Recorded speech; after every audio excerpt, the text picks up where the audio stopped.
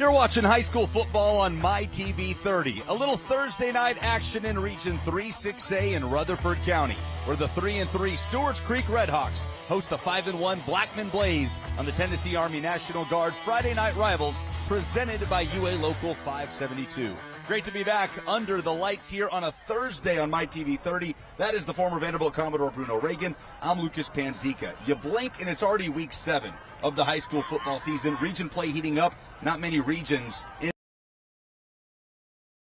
here in Rutherford County, Bruno. A war of attrition in this region. These teams fighting for playoff seeding. Absolutely, Lucas. It's a transitional period, too. You're starting to find your identity. You're going into region play. You have an idea of your starters, what they're good at, what plays your teams are good at, what installs are left on the season, and also there's going to be that weather change, so it's time to adapt. Both teams trying to carry some momentum into fall break, so let's talk about our keys to the game with the visiting Blackman Blaze coming off their first loss of the season to Oakland. They're trying to get back to what they do, get the ball to their playmakers early and often. Yeah, they ran into a stalwart Oakland defense. Some are saying it might be the best that the state has ever seen, so that's a big challenge. And then obviously when you don't rise to the expectation you had, it can be difficult to get back. That's going to be Blackman's goal. They want to spread out. They want to get their guys their confidence back, especially going up against this heavy region slate coming up. And Stewarts Creek has the challenge of defending a dual-threat quarterback tonight at home. They've got to keep him hemmed in. Absolutely. You can go pretty drastic with coaching points. You can have the spy. Linebackers will be coached to keep the outside contained. M-man on the line of scrimmage is going to have a different focus tonight. And if he is going to run up the middle, you have to make it physical on that quarterback. Well, let's learn a little bit about that quarterback of the Blackman Blaze, the Rockville transfer, Javion Elliott. He has assimilated himself very well into this football team. You talk about a true dual threat, 10 touchdowns on the year, 5 in the air, 5 on the ground. Absolutely. It's going to be a big task for him. When you get into these region plays as a 5-1 Blackman team, it's going to be his job to really control the offense, settle them down. You want to spread it out, but you also have to contain those turnovers. He only has 2 on the season, so if he can keep it that low, they're going to do well in region play. And Stewarts Creek is thrilled to get back their game-changing running back, Jamarcus Brown. He's missed a couple games with a lower body injury, but in the first 3 games of the year, Bruno, 9 rushing touchdowns. Yeah, Lucas, when you told me that, I assumed, I was like, hey, is this last year's stats? You said, no, that's this year's stats in 3 games. Obviously, Stewarts Creek has relied heavily on Brown. He's done well with the opportunities he's had. They're going to look to get him back, get him in that end zone, and continue that climb. Yeah, big region battle. Kickoff is just ahead, but they have gumbo in the press box. We got to run. Sammy Kincaid will give us an injury update. Hey guys, I'll make it quick so you can get that gumbo and cornbread. For the Bart Durham Injury Law Injury Report, let's start out on the Blackman side of the ball. Out tonight will be outside linebacker Makari Abernathy. He is out with a shoulder injury that he suffered during the Oakland game. Also out tonight is number 0, Tremel Johnson. He is out due to concussion protocol. Switching over to the Stewarts Creek side of the ball, out tonight will be quarterback Jerry Taylor. He is out with a season-ending surgery that he had last Monday on his ankle. So thoughts and prayers with him as he is healing and hopefully will return soon and be able to go off to college ball. So that's your Bart Durham Injury Law Injury Update. Whenever we come back from this break, we'll have more for you. Kickoff, coin toss. Stick with us. We'll be right back.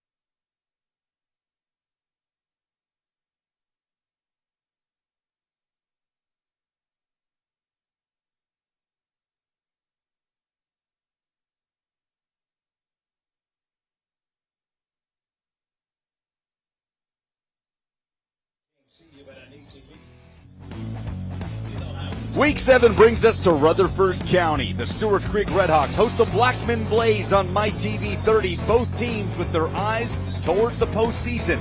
But these are the games you got to win to get there. Kickoff just ahead. But first, let's go down to the field for the Tennessee Army National Guard coin toss. Heads. You want to call offense, defense, second half. Stay right there. Stewarts Creek the third. You want the football, I'm sure. Which way you want to fin? Put your back to the scoreboard. You guys right over here. The home team, Stewarts Creek, wins the toss. They defer to the second half. Blackman will get the football first. Our white hat tonight, Robbie Milliken. Lucas Panzica, Bruno Reagan in the booth with you. Sammy Kincaid down on the field before the 9th ever meeting between Blackman and Stewarts Creek. Bruno, both of these teams would love to head into next week's bye with wind at their sails. Absolutely. Stewarts Creek, they're at an even bit of a road with their schedule. I know they lost their starting quarterback, and now they're kind of looking for that next spark to take their team to the next level. Blackman, we watched them, I believe it was 3 years ago, one of my first seasons on Friday Night Rivals. I got to talk to an old friend of mine that's on the coaching staff that's still there, and they've just turned a new leaf, 5-1, coming off a loss to a really good Oakland team. Excited to see it tonight. Landon Wharf with the Greenway Kia kickoff, fielded inside the 10 by Kari Dixon. Dangerous return man who ran him all the way back to midfield last week, and he is swung down before he can get to the 20. Shot out of a cannon on kick coverage was Kamarian Hill, the senior. So here comes the Blackman Blaze. An offense averaging nearly 29 points per game. There you see Stewarts Creek head coach Ben Caudill, his 3-3 Redhawks. Started the season 2-0 and then a 3-game losing skid before a bounce-back win last week against Laverne. And this is a Blackman team led by that man, Javion Elliott, the senior quarterback transferred in from Rockdale, a dual threat that has fit right into this offense. Led the way to the tune of 5 touchdowns in the air, 5 on the ground, and they screen it out on 1st and 10. Stiff arm to get him across the 25 for Bryson Mitchell. Sophomore wideout. Take a look at the Blackman offensive starters presented by BMC Metalworks. Micah Nance, the sophomore back, lead rusher for this team, averaging 5 yards per carry, can take it to the house anytime he touches the football. And number 8, Brylan Odor, one of their many pass-catching threats, already starting to collect Division I offers, including from schools right down the road, like Vanderbilt and Austin Peay. After a 4-yard gain on 1st down, Elliott moves his tight end, Max Wilcox, and will give to Nance for the first time tonight. Reversing field, Nance trying to show that speed across the 30. And brought down after picking up the first down of the evening. Ben Cunningham on the stop. This is a true outside zone. C-gap to C-gap. So watch how he pushes that offensive line. All the movement goes to the hash, and then he hits that cutback. So when you hear C to C-gap play for a zone play, that's textbook what it looks like. Push the line, cut it back. Makes it 1st and 10 for Blackman. As he said, 5-0 to start the season, and then running into the buzzsaw that is Oakland High School a week ago.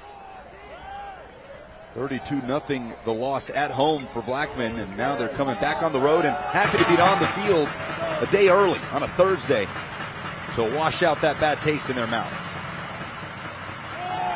Elliott on 1st down will screen it to Nance. He's got blockers darting up to the 40, and a flag is down as he's tackled. Looks like in the area of offensive holding when you reach the outside.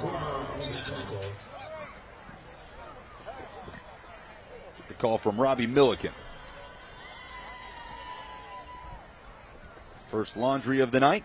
Gorgeous night in Rutherford County in week 7 of the high school football regular season. Holding. Number 15 offense. From the spot of foul. First down. So that'll back it up for Blackman. Take a look on the right side of your screen. It's whenever these plays go out to the edge with these receivers, they get on their heels and you see a lot of jersey grabbing. You can see that's number 7, Kari Dixon right there, getting called for the penalty. That turns it into 1st and 14 for Blackman. Back at their own 31.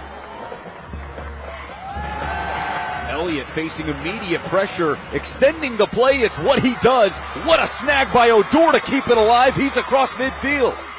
Into the 30.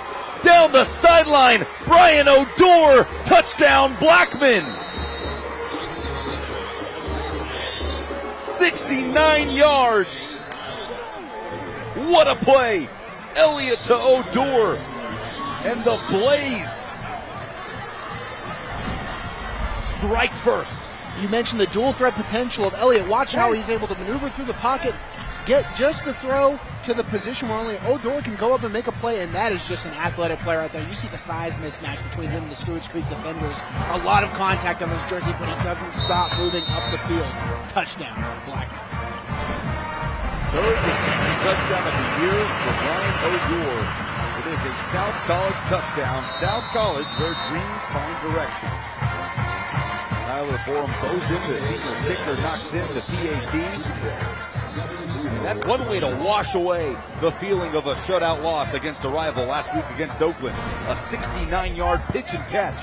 Elliott making it happen with his legs. And how about the snag from Odor? Off the helmet, too, except this time he's able to stay up. Take notes, anybody that plays in the Super Bowl. But, I mean, what an impressive play for Blackman. Our key to the game for them was to spread it out. And they've already attacked C to C gap. Receivers down the field through the middle, letting their athletes make plays. That's exactly the response you want after last week. And now Stewarts Creek at home. We'll have to formulate a response early. And you get to rock the chain on the sideline after pulling off a Sports Center top 10 caliber play like that. 4 plays, 80 yards for the junior. 6'3", 190 pounds. We've mentioned the offer starting to roll in. Vanderbilt, Arkansas State, ETSU. In another year of making plays like that, more schools are going to come calling for Brian Odor. Absolutely. When you get that on your film, and he's only a junior, so there's an opportunity that he hits another recruiting cycle going into November, maybe some junior days as teams get into the postseason, going into the spring. That's going to be something you do. That might be the first play on the entire highlight, so we'll see, Lucas. Sets up a Greenway Kia kickoff. Borum Bozen sends it away for Blackman. Bounces for a touchback, and Stewarts Creek will take the field on offense for the first time tonight. Already down a score. 3-3, the Red Hawks coming off a 35-0 win over Laverne, and still trying to figure out this offense with backup quarterback R.C. Davis, who has come in after the season-ending injury to starter Jerry Taylor, who is in attendance tonight. But Davis, who has been playing every week since that injury, which happened back in week 3, has grown with every week. And the best thing for him, Bruno, is he was playing wide receiver before. They can use the full playbook with him. Absolutely. They're going to really rely on R.C. Davis' ability to spread out the offense. They're going to get to Jaden Stewart around the edge on first down. Runs into a wall at the 20. No gain on the play. Emory Harris with the stop, and Stewart is down. Down and in pain on the 20-yard line after the tackle on first down. So they'll take a look at the sophomore back. You gotta hope if you're Stewarts Creek that this isn't going to be something too serious for Jaden Stewart. It's an offense that has just been hit with injury after injury this season.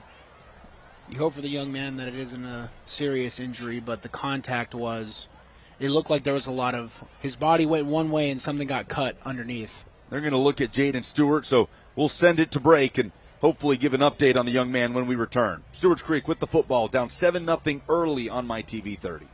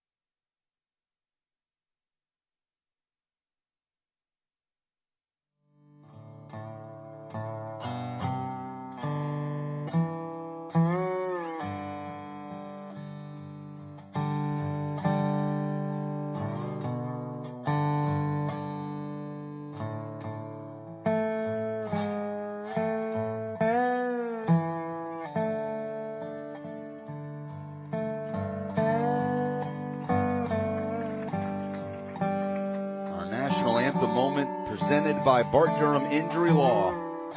Ahead of this Week 7 kickoff on the Tennessee Army National Guard Friday Night Rivals, presented by UA Local 572. Glad to be with you here at Stewarts Creek High School for this Region 3 6A showdown.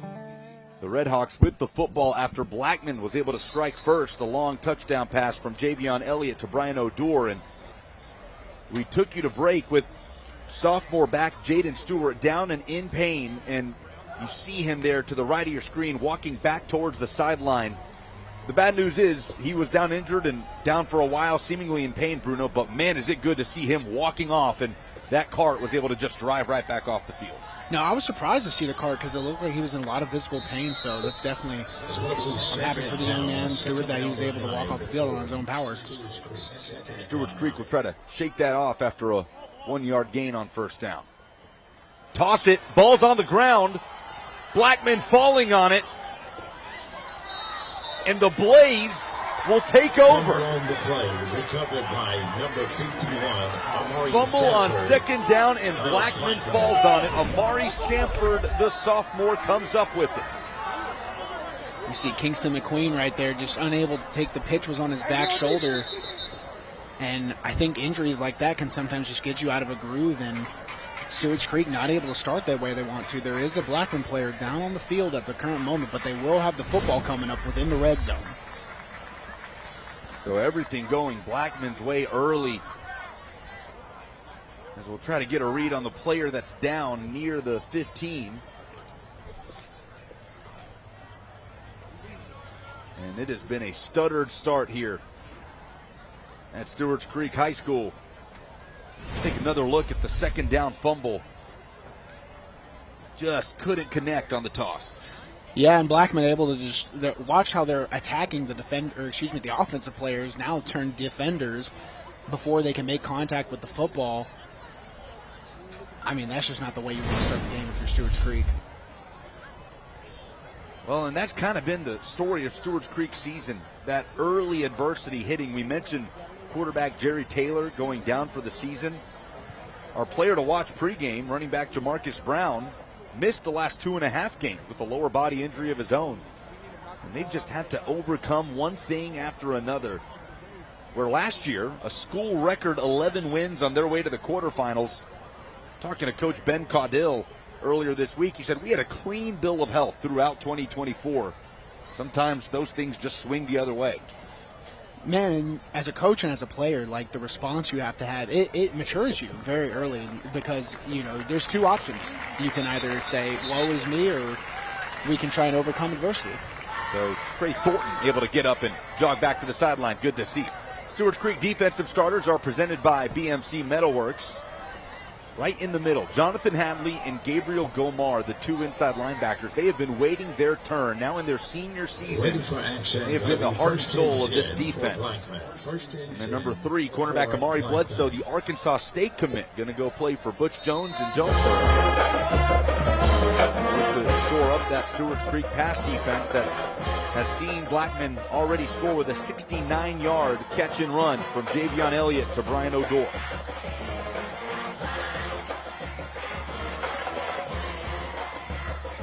Man in motion is Dixon.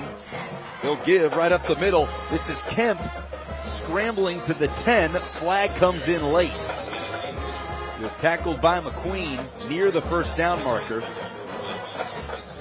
Kemp part of this 1-2 punch that Blackman deploys on offense at running back. Waiting for the official call. The call, or the flag, is at the point of contact of the tackle, so it could be on anybody. Potential face mask call coming up. During the run, first the foul, face mask, number 1 of the defense. That penalty's passing it to the goal, first down. Tough stretch for Kingston McQueen, who had the fumble on offense. And now the penalty on defense. He does draw the penalty. We'll take a look. That's a good eye by the referee. Also, other parts of the helmet are considered the face mask, so can't grab anywhere. And Kemp was just doing a really good job of changing direction, so there was kind of a sense of panic bringing him down to the turf before he scored that touchdown. Another tough penalty. First and goal from the 5. Elliott takes the handoff from Kemp. Stewarts Creek all over it. Read very well by that Stewarts Creek defense. Gabriel Gomar all over it, as well as Daniel Johnson. Looked like Daniel Johnson, number 6 for Stewarts Creek, had that teed up. Able to keep his eyes on the read man, and knew Elliott pulled it, forcing him into the backfield until his backup came out.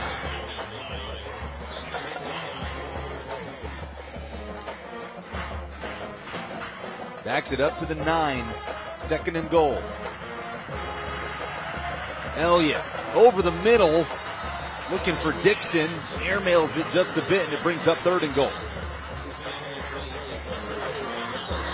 Let's run down to Sandy Kincaid. Sorry, Bruno. Quick update. Hey guys, I was just on the sideline looking at Jaden Stewart. He's still over there getting his right ankle taped up. It looks like he's going to be able to go as soon as he gets that ankle taped up and they get back on the opposite side of the ball. Thanks, Sammy. That is fantastic news for Stewart, who was down for quite some time. Looked like he may have to get carted off. Stewarts Creek, great to see one of those injuries go their way, right? For a guy that can just get back into the ball game rather than miss multiple weeks. 3rd and goal from the 9. Elliott, the fade towards the back pylon, caught. Touchdown number 2, Brylan Odor. The junior receiver having a dominant first quarter, and Blackman leads Stewarts Creek 13-0, a South College touchdown. You mentioned it, Lucas, a pair of touchdowns for Odor, and watch the Blackman Blaze run up to the line of scrimmage, and the minute they get set, they snap it. They want to get Odor as much space as possible to that out route between him and the defender.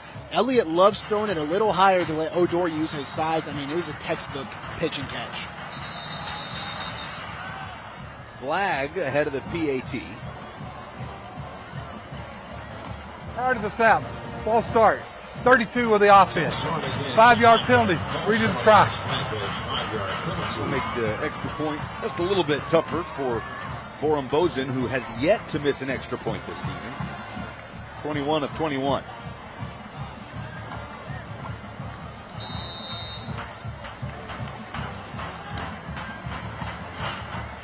And we'll see what kind of moment this is for those of you that believe in the announcers' gifts.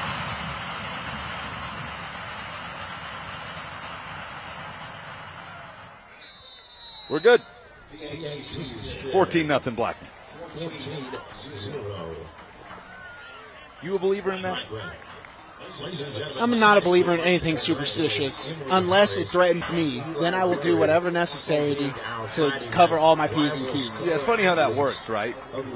You'll dismiss anybody else wearing the same pair of socks, whatever it might be, until there's even the slightest chance that it affects something you're doing. I got a funny, I'll have to tell you off air. Sorry, everyone. I got a funny story on that. But another short drive for the Blackman Blaze. I mean, 14-0, not even 4 minutes into the game. And they cash in on the fumble.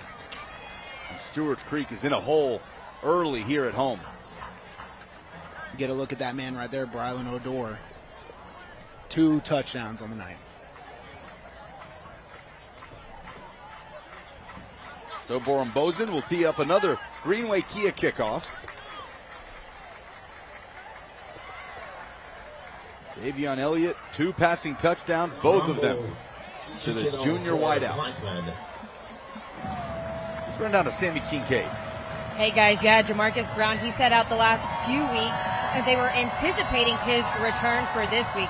You know that they are very excited to get him back on that offensive side of the ball. They've really been missing him, and so it's big that he's able to come back from that lower body injury. Thanks, Sammy. Yeah, that is positive news for Stewarts Creek. We were talking about him pregame. 9 touchdowns in the first 3 games of the season. Jamarcus Brown averaging nearly 7 yards per carry. Talk about an offense that's been hamstrung, Bruno. Off to a fast start, 2-0 to start the season. Your starting quarterback goes down. Your number 1 running back goes down shortly thereafter. Good to at least get him back here for this important stretch run on the back end of region play. Absolutely. We're not in must-have territory yet for Stewarts Creek on the offensive side of football, especially tonight, but this would be nice to develop a drive here. But they're going to go Wildcat here with Kingston McQueen and he is dropped for a loss. Jaden Lark starting to collect some offers himself. Tennessee State has been knocking for the senior corner all over that one. 2-yard loss. That's such a valuable thing, too, when you have a secondary guy that can stand on the line of scrimmage, get his helmet across the tackle. It is, I mean, that's a secondary coach's dream to have a guy that can cover and be physical. Great play by Lark. Move back the spot, make it a loss of 3, 2nd and 13.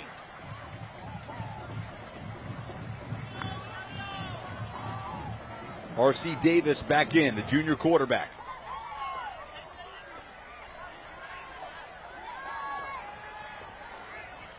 Going to throw for the first time tonight over the middle. It's nearly intercepted, and James Stewart had a clear path to the end zone.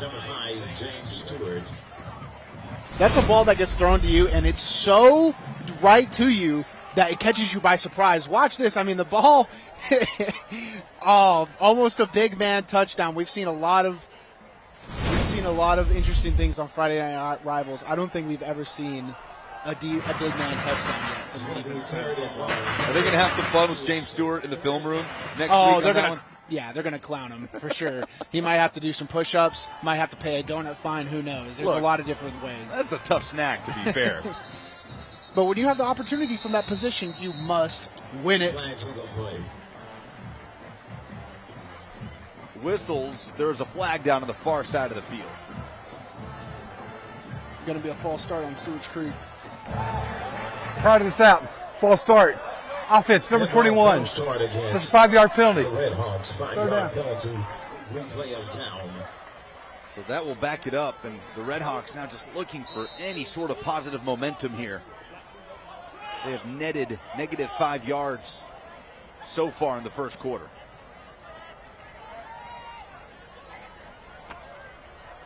Third and 18 from their own end of the field. You have to also take into account, if you go over the air, throw an interception, gives Blackman another good field position. And we'll go over the air here. R.C. Davis looking for McQueen down the sideline. And McQueen just unable to get his head turned around in time. Had him running open. Brings up 4th down in a punting situation for the Redhawks. Yeah, I think Stewarts Creek has had some opportunities on the offensive side of the football. Operation and penalties have just sort of shot themselves in the foot. Obviously, also a badly timed turnover, some injury. But from a structural standpoint, it looks like they can compete with Blackman. It's just been a rough go at it this first half of the first quarter. Landon Wharf will punt to Kari Dixon. Dangerous guy to be fielding a punt in plus territory.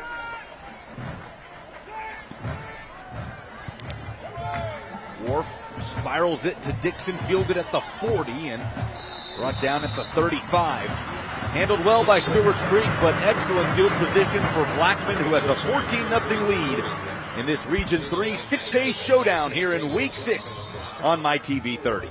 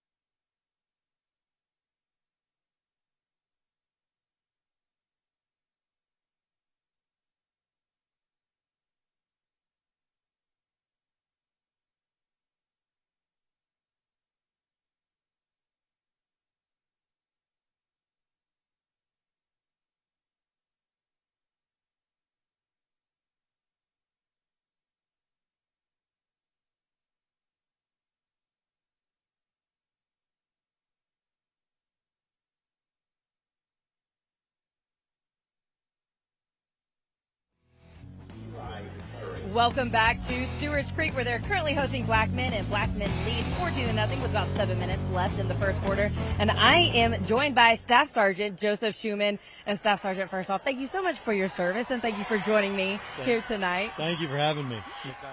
And tell me, how is the Tennessee Army National Guard different from other military branches? Yeah, great question. So one of the things that we have that separates us is we have a federal and a state mission, right? So we belong to Tennessee.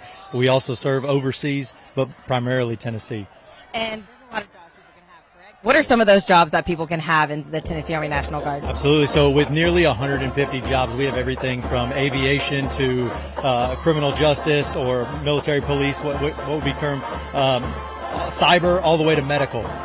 Wow, that's a lot of different directions people can go if they want to join. And everyone talks about the benefits of being in the military. What benefit is specific to the Tennessee Army National Guard? Yeah, Tennessee has a great benefit. Along with all the federal FTA and all the money to go to college, we have one that's exclusive to Tennessee. It's called the Tennessee Strong Act. It pays 100% tuition and fees to any college in the state of Tennessee up to a master's degree at the cost of UT Knoxville. It's phenomenal. What a great opportunity. Well, thank you again so much for your service, and thank you to the Tennessee Army National Guard for being a sponsor of Friday Night Rivals. Guys, we'll send it up to you. Thanks, Sammy, Sergeant Schumann, and the Tennessee Army National Guard for everything they do for us here on Friday Night Rivals. Tonight on a Thursday in Week 7. Lucas Panzica, Bruno Reagan with you in the booth. All Blackman here in the first quarter. This drive started on the plus 35 after Stewarts Creek was backed up and forced a punt out of its own end zone. Elliott going over the middle, completing inside the 15.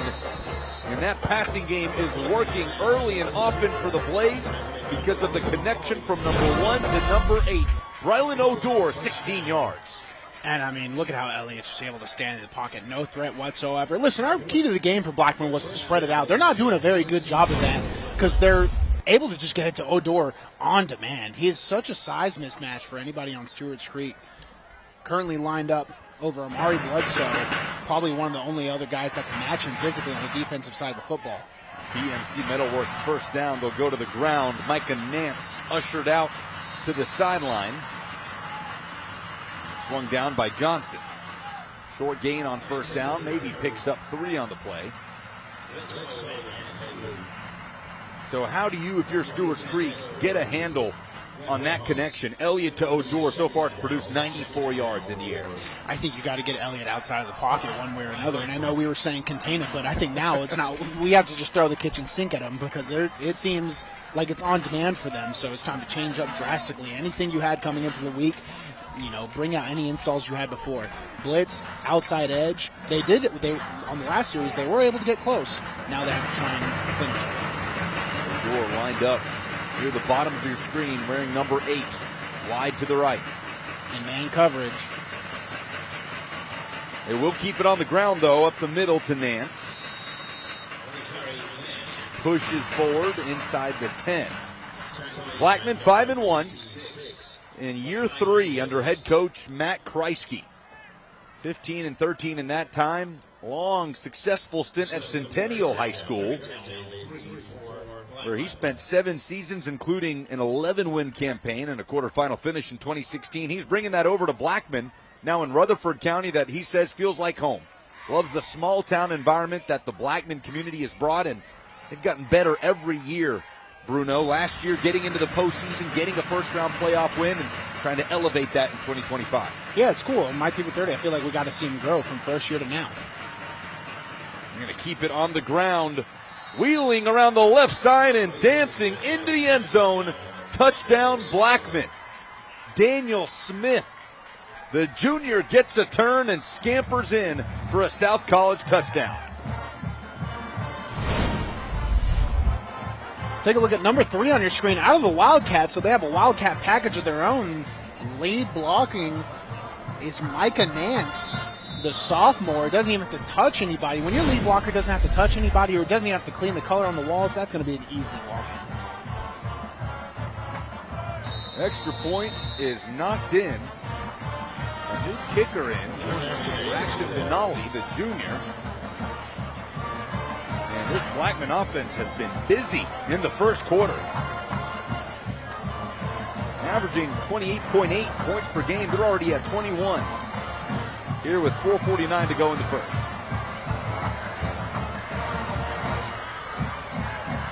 Yeah, I mean, this is a tough position. I have found myself in football games in this position on the receiving end. You have to try and get back to the middle, stay stoic, and, just operate. Lose yourself in the play calls. when you're on the field and your assignment.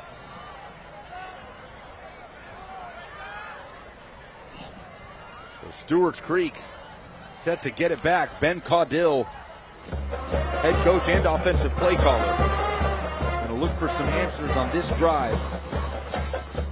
In his 6th season, led this program to its best season in school history.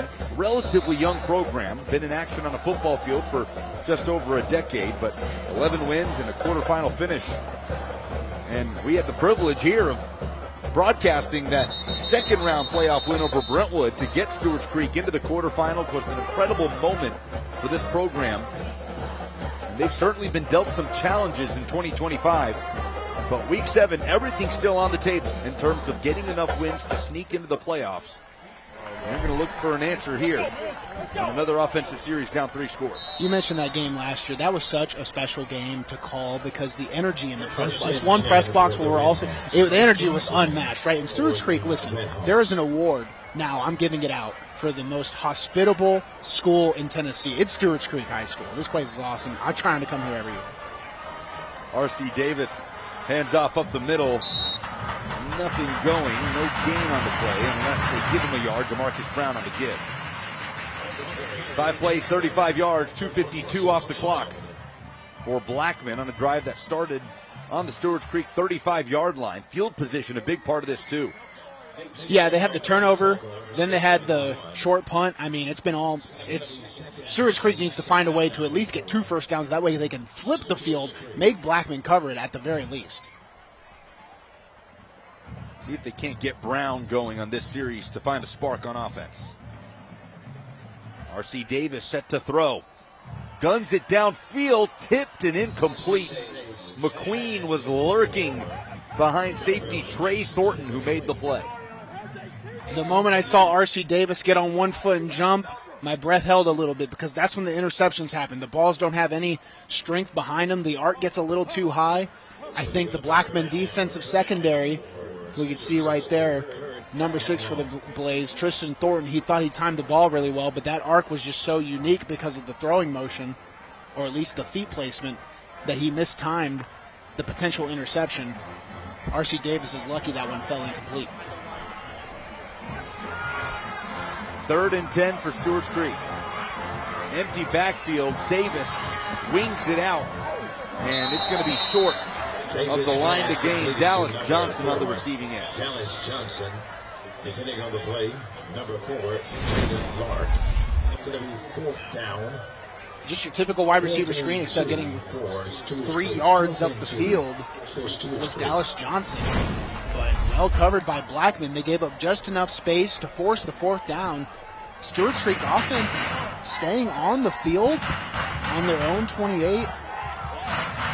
4th and 2. And it's really 4th and about 1.5 yards for the Red Hawks. And we'll see if they take a timeout here with the play clock down to 5. They will. Timeout on the field. Timeout on First one of the half for Ben Caudill and the Red Hawks. They will have a discussion about this 4th down. Yeah, I think in any situation you want to punt here. I guess this is the balance, right? Of momentum, trying to capitalize on anything versus the risk of getting stopped here and giving Blackman another short field. Absolutely. I mean, Lucas, listen, you're a Tennessee fan. You've seen a lot of bad special teams calls in your life. All right. So I'm so sorry, everyone. I couldn't help it. Well, special teams is a factor here. Blackman, I'm going to skip over that. Yeah, that's We'll fine. come back to that. Blackman, last year in this matchup, blocked a punt.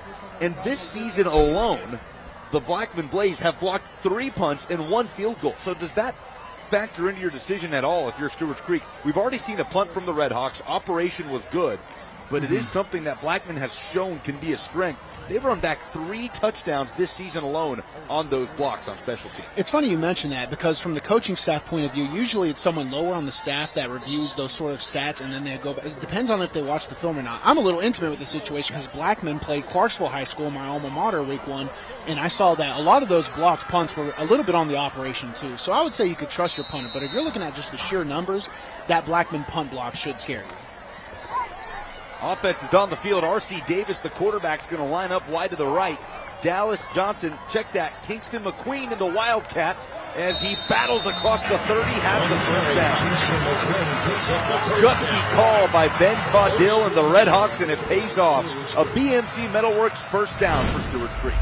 And that's a statement for your team, right? Because they give it to Kingston McQueen, who had the turnover on the first 2 plays for Stewarts Creek. He had the turnover, costly turnover in their own side of the field. They give him the ball again. They give this team's offense on their own 28-yard line on 4th and 2, down 3 scores in the fourth quarter. That was a statement like, I trust you guys, and we're going to play to win no matter what. That is the first down conversion of the game for Stewarts Creek. We'll see if it gets them going. The 3-touchdown hole early in this important region battle in week 7. Up the middle, a battering ram on first down. DeMarcus Brown. 85 carries on the season, 573 yards, 9 touchdowns in 3 games before he went down. In week 4, a 21-point loss at Rockvale. 1 week after R.C. Davis came in as the starting quarterback for the injured Jerry Taylor, who was down for the season. So overcoming, that's been the theme of the year for Stewarts Creek, especially on offense. And Davis really stepping up as a leader week after week since that injury to Taylor. The team is rallying around him this season. He's got an empty backfield here on 2nd and 8. Facing pressure, wanted the screen. Davis keeping the play alive, intercepted over the middle. Going across the 15, the 10, and into the end zone. Jaden going with the pick 6. And Blackman is running rampant in the first quarter.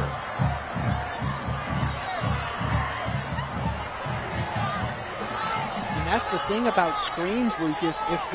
It's a big coaching point. If it's not, it's very, very rare that there's an install across your body that a receiver can make a play on that. They run a dummy route, and you can see right there that there is a route sort of being ran by Kingston McQueen, but that was just too easy for Jaden Gowan. He was right in front of that. If the screen isn't there, you got to throw it to the ankles. I get the desperation to want to make a play, but that's what playing behind looks like and turns into.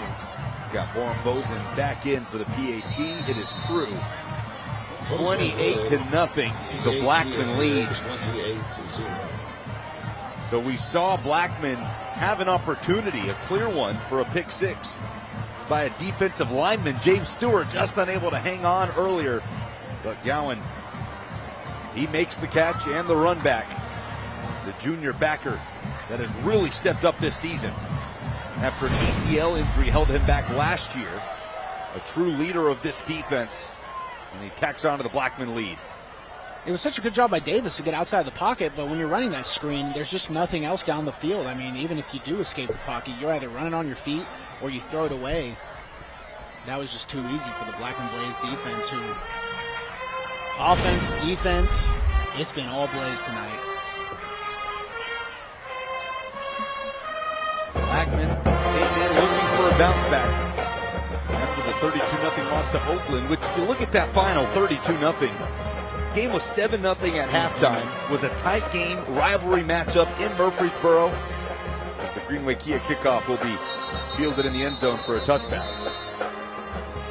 So don't let that 32-0 final fool you. Certainly got away from Blackman late against possibly the best D1 team in the state of Tennessee, the Oakland Patriots, which obviously has been the case for the better part of the decade at this point. My entire life. Yes, thank you, Lucas.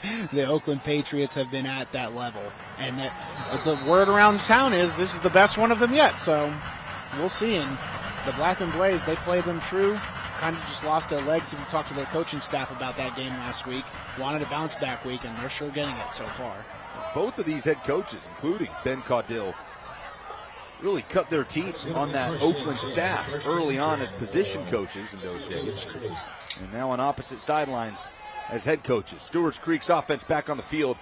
High snap. Davis is able to get it off to McQueen, who finds a seam up the middle. 11-yard gain and a BMC Metalworks first down. Longest play of the night for Stewarts Creek, but flags are all over the place after the play. I mean, what a great handle of the high snap there.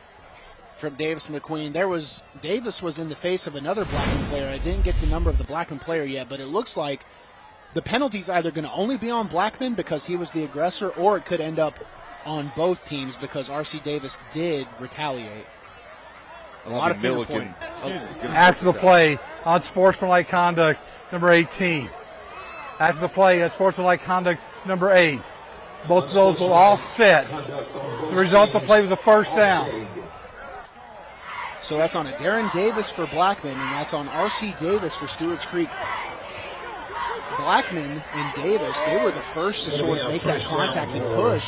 And it would have been a free 15 yards for the Stewarts Creek offense, but Davis did retaliate, and that just sort of evens us out back to where we were. Emotion starting to get into the game a little bit. 1st and 10 on the 32.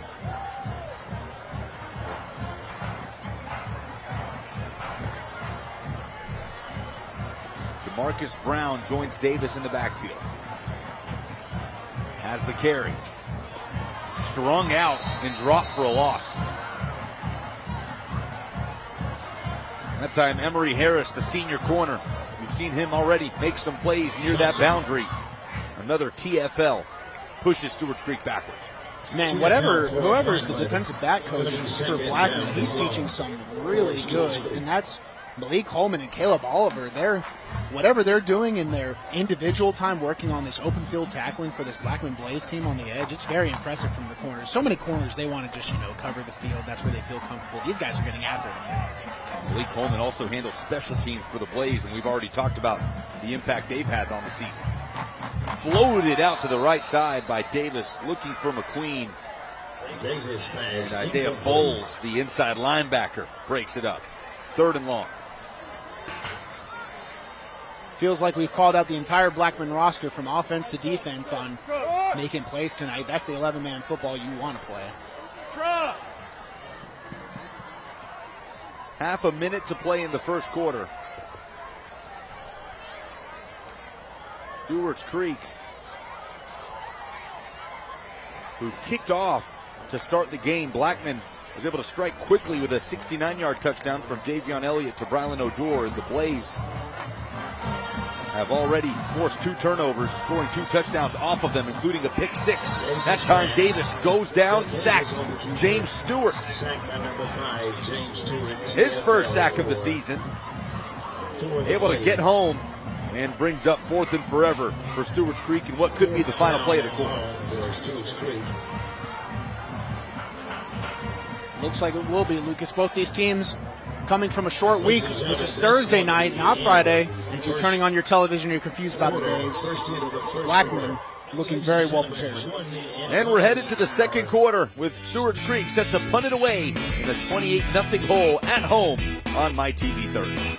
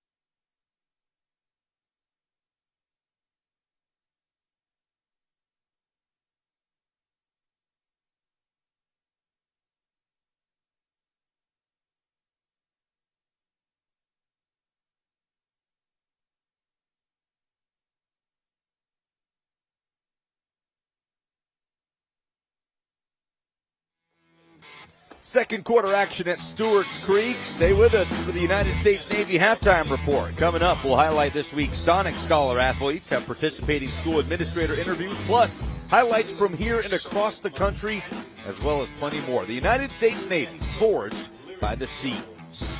All Blackman Blaze here early. They take over again after a Stewarts Creek punt. Blackman on their own 42 after a 4-touchdown first quarter.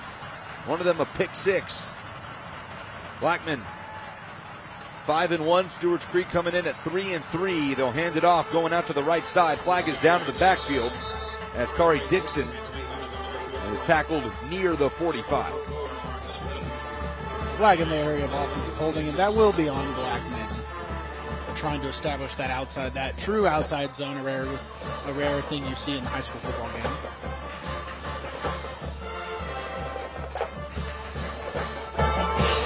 Holding. Offense, number 77. That's a 10-yard penalty for previous spot. First down. So a self-inflicted wound there from the Blaze. Right guard Terry Basket. Yeah, you can see it on the backside, that left shoulder right there. Offensive line coach Kyle Anderson told me he has the ability to move great, but whenever you're behind on that outside zone, there's such a tendency to grab that shoulder, and you get away with it a lot in high-level football play. You just have to move your feet. Elliott on the play action, whistles it to the boundary. Complete to the 44. Bryson Mitchell, the recipient. So they make up the penalty yardage. And it brings up third down. Good pickup on the blitz there by the Blackman Blaze offensive line, and able to secure the catch and make up for a lot of those yards. Correction, second down for Blackman. 8 yards to go. Bryson Mitchell's first catch of the day. Javion Elliott, the senior quarterback, Rockville transfer, having a night. Already 6 of 7 for 117 yards in the air, 2 touchdowns, both to Brian O'Dour. Flag drops before the snap on second down.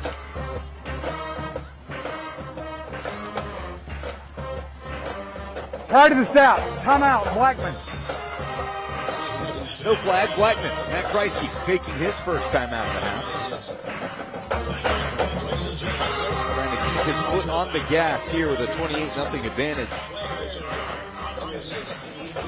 As the Blaze, we mentioned their 5-0 start to the season. One of those 5 wins, a 17-10 victory at Riverdale High School, with Matt Kreisky coaching against his twin brother Will. Of course, been running the program at Riverdale for quite some time now. Both coaches have really established successful careers in Middle Tennessee high school football. Nothing new for them to coach against one another. Yeah, it's just so cool to be in Middle Tennessee. It's been like that forever in Middle Tennessee. They're so, like, if you've ever seen the meme where the guys looking at the board and their spaces and all the webs are everywhere, that's what high school football like is in Middle Tennessee. It's a very loose community that's just moving all the time, and it's awesome. Coming up in the fourth quarter, we'll tell you our UA Local 572 player of the game.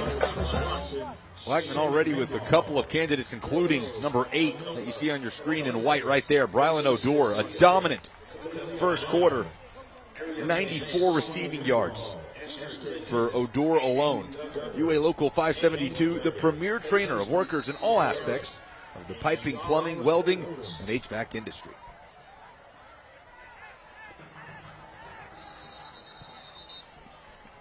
And now a flag does fall at the far side.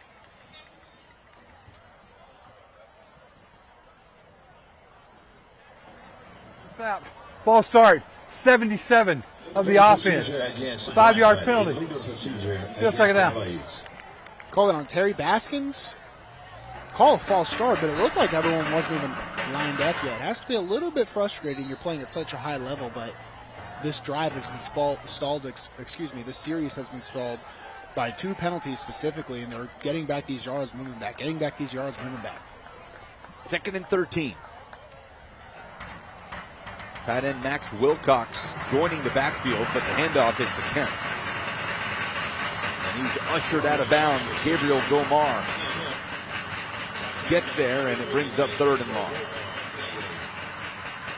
very heavy lateral movement there on that play. I don't know if it was more of a stretch than an outside zone, but you want to try to stay within the numbers on your zone so that way it can open up C to C. I would like to see them get a little bit more down the field on their run blocking. Matt Kreisky scheming up the play calls for this Blackman offense that has converted on both of its third down opportunities so far. This is the longest distance they've had to deal with on 3rd and 12. Pressure look from the Stewarts Creek defense. Elliott sees that pressure, extends the play, and throws it away. And Blackman will be punting it away for the first time tonight. Stewarts Creek able to hold up. There's a defensive back on the pressure, Tristan Thornton. The punt going quick.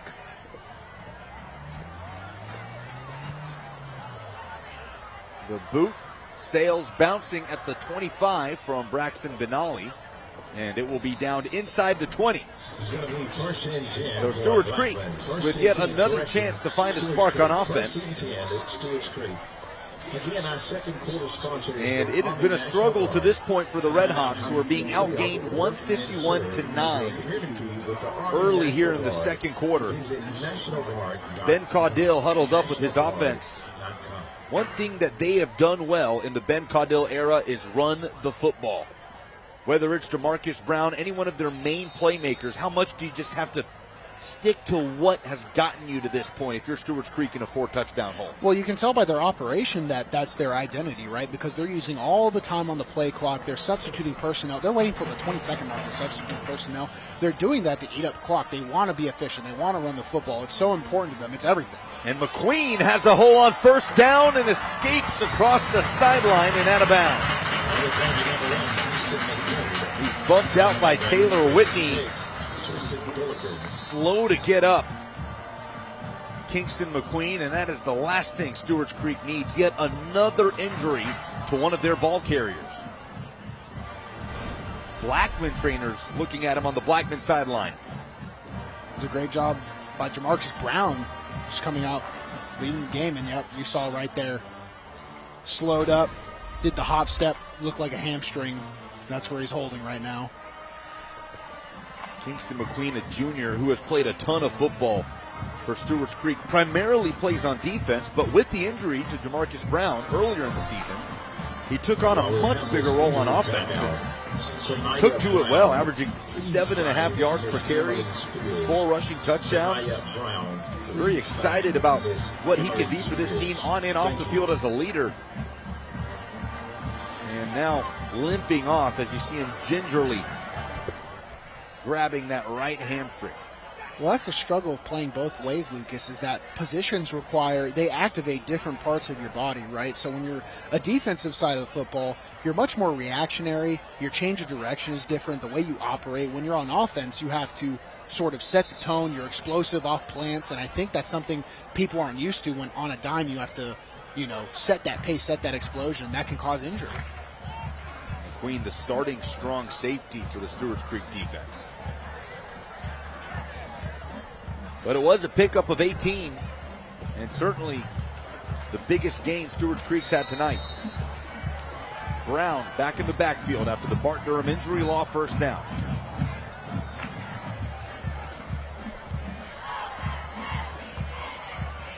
He'll give to Brown. Looking for space on the right side. He swallowed up. Driven back forward progress. We'll have him down at the 30. Thornton leading the charge. A host of Blaze tacklers. The tackle for loss will make it 2nd and long. So Thornton makes the tackle, but watch 32, Aaron Pitts. He's the end man on the line of scrimmage, and he just forces that right tackle into the path of Brown. Getting that offensive knockback, that's going to do wonders in your defense of a run game. Thornton, who already came into the game with 4 tackles for loss on the year. Timeout on the field before 2nd and 16. Stewarts Creek will take its second of the game. We're going to talk about it. Down 28-0 at home in Week 7 in a critical Region 3 6A matchup on MyTV 30.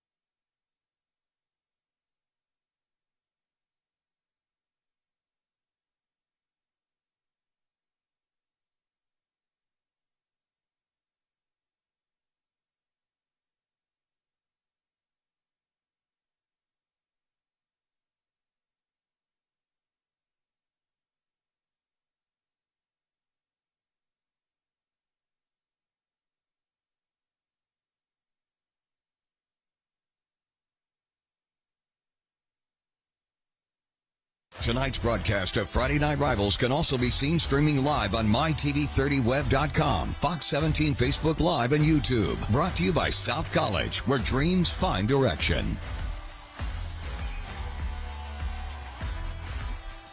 Week 7 in Rutherford County. We are at Stewarts Creek High School as they trail the Blackman Blaze 28-0 in a Region 3 6A showdown. Glad to have you with us on the Tennessee Army National Guard Friday Night Rivals, presented by UA Local 572. Santika Bruno Reagan in the booth, Sammy Kincaid roaming the sidelines. Both of these teams in search of a region win. Blackman trying to stay in the top 4 of one of the best public school regions in Tennessee. Of course, the top 4 advancing to the playoffs, and Stewarts Creek trying to dig out of a 1-3 start to region play, but they find themselves in a 4-touchdown deficit here early in the second quarter, and now a 3rd and 15 to deal with in their own territory. Barely breaking over 10 yards of total offense is the Stewarts Creek. R.C. Davis, wide open man down near midfield. And there's a spark. Jaden McKnight in the passing game. 18 yards for the Bart Durham injury law first down. Surprisingly loose on the pass defense are Blackman's linebackers. You can see they're at the logos, and that allows Jaden McKnight to just run underneath them and get an explosive game. Stewarts Creek is threatening midfield. Transfer from Ezel Harding. His 47th, or correction, second catch of the season, has 46 carries. Now they'll hand to Brown, who gets across midfield. Stop the clock here as a Blackman defender will run off the field after losing his helmet. That's Thornton, who has to jog back to the sideline.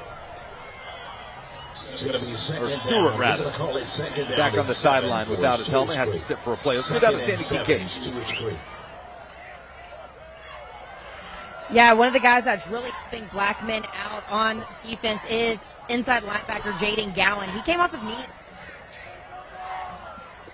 But Coach said that he's come back strong, and he's been great for Blackman this year. Last season, they lost all 3 linebackers, you guys. So that was a key area that the coaches were concerned about. But Jaden and number 14, Isaiah Bowes, in their first year starting, they really stepped up and have been great. Coach Kreisky described Jaden as a dedicated hard worker, someone who always does everything. Called him a student athlete of the game. Guys, back to you. Thanks, Sammy. And you saw the pick 6. That made it a 28-0 ball game for Blackman near the end of the first quarter. They are so happy with how Jaden Gowan has emerged within this defense, to your point, with the linebacking core that lost 3 starters from last year. 3rd and 4 for Stewarts Creek. And flag is down. Looks like that's going to be on the Redhawks. 62 offense. 5-yard penalty. Still 3rd down. Really changes the dynamic of the play call, right? For a run-heavy scheme going from 3rd and 4 to 3rd and 9. It really does. I mean, 3rd and 4, you can operate on both. Now it's going to almost guarantee that you're going to have a drop back. It really changes it for Blackman more than anything, because now they can dial up something. Either they're going to only bring 4 on the pass rush, but it's wide open to them if they bring an extra 5 or 6, and it really wouldn't hurt too much, as Stewarts Creek has an odd formation. They have the diamond formation. They'll screen it here. Incomplete is the call. Looking for Jaden McKnight. Just could not connect. And it brings up 4th down. Man, to be blunt, this body language on the Stewarts Creek offense is just, it's been tough. I get it's been a tough game, but this is what you need to see in command, especially if you're a senior leader on this Stewarts Creek team. You have to play all 60 minutes of the game. No matter the score, you have to be resistant to it. Kari Dixon will have another chance at a punt return. Blackman looking like it's going to send pressure. Remember, they have already blocked 3 punts this season alone. They come after it, but Stewarts Creek able to get it away with Landon Wharf. Dixon scampering out across the 20, has room down the sideline, and stepped out of bounds. They will mark it at the 36. That's where Blackman will get it back, up 28-0 on the road in Region 3 6A on the Tennessee Army National Guard Friday Night Rivals, presented by UA Local 572.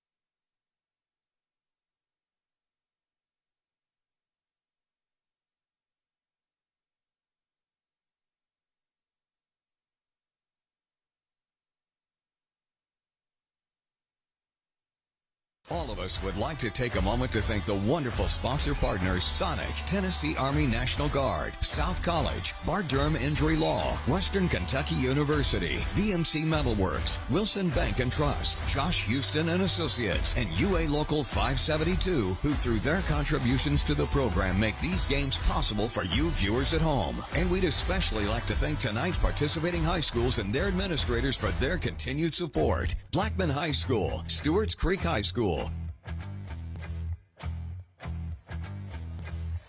Talk about hospitality. We love coming out to Stewarts Creek High School.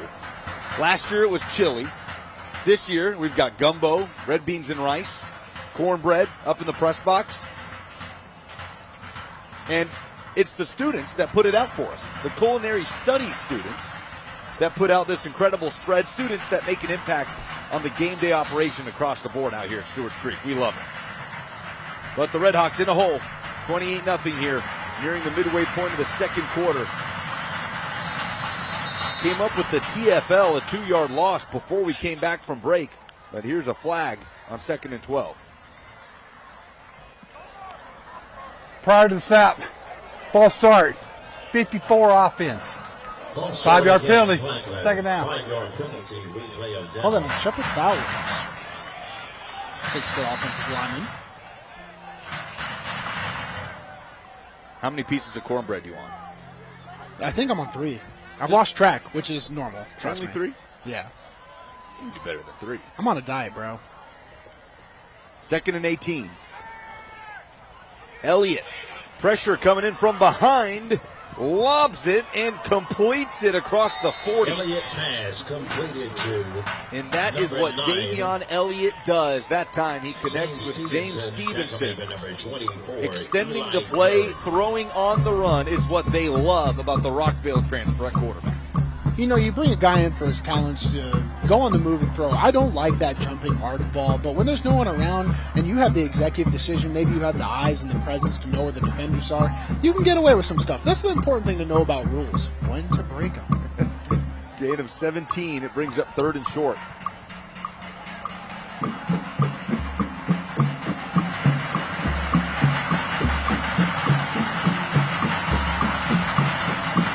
Elliott gives to Nance, has space across midfield. And he romps for a first down carry. And Blackman back in business. Looks like a duo sort of scheme with a lead blocker and number 44 for Blackman. That's Caleb Gray coming out of the backfield, the tight end lined up in that sort of H position, and Nance doing a great job letting his blockers secure the D lineman, working up the D lineman. Their hands are being touched by the linebackers. It's all too easy. Look for Blackman to keep establishing this run game. After the 13-yard pickup, right back to Nance. That time he picks up 4 or 5 on the play.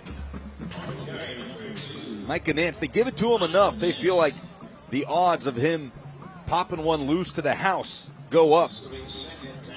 Came into the game 286 rush yards on the season, averaging 5 yards per carry. He's on 34 yards tonight after his 6th carry. But only a sophomore in this backfield. Be making a lot of plays for the Blackman Blaze in the next couple years to come. Well, they're also going to rely on Nance is that we're going under the 5-minute mark going into the second half. So they're going to want to, even though you're looking at the score, you want to play smart situational football all times. You're going to have to establish the run game. That way you give them as least amount of time as possible. Wanted to put it in the air on 2nd and 6, but yet another flag falls at the far side. This will be the 9th collective penalty on the night. Prior to that, false start. False start against Offense. Blackman. 5-yard penalty. 5-yard penalty with replay of down. No number called, but I think the referees are starting to get sick of it a little bit too. They're just, yeah, it's on them, guys. Again, if you're Coach Matt Kreisky, you want to try and clean this stuff up, especially going into the tougher parts of your schedule. It has to get done. Both of these teams hit a bye week coming up. Fall break in Rutherford County before the 3-game stretch to end the regular season. 2nd and 11. Elliott under pressure flings downfield. Dangerous play that just bounces harmlessly on the turf and incomplete. Stewarts Creek defenders trying to spot it under the lights like center fielders, but we'll bring up 3rd and 11, and you see the 28-0 score. This is a big play for the Stewarts Creek defense, Bruno. If there's any way back into this game, it's to get the football, score some points before getting it back at the start of the 3rd quarter. Absolutely. The Blackman offense has halted to a complete stop. On the one hand, the Stewarts Creek defense has done a good job. On the other hand, the Blackman offense cannot get out of its own way. There is momentum to be picked up in this game. Someone's just got to do it.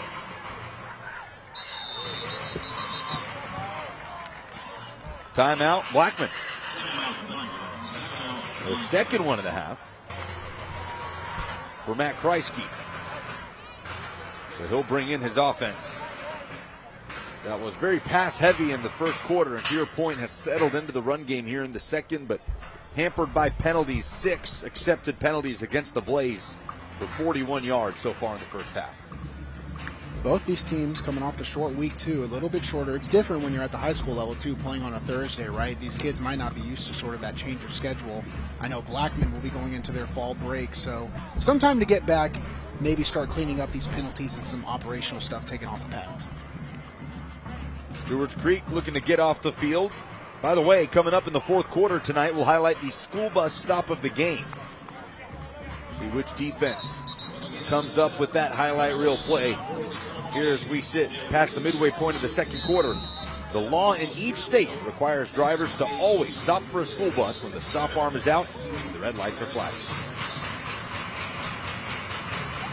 Elliott on 3rd and 11, scrambling, will run across the 45 and scoots out of bounds.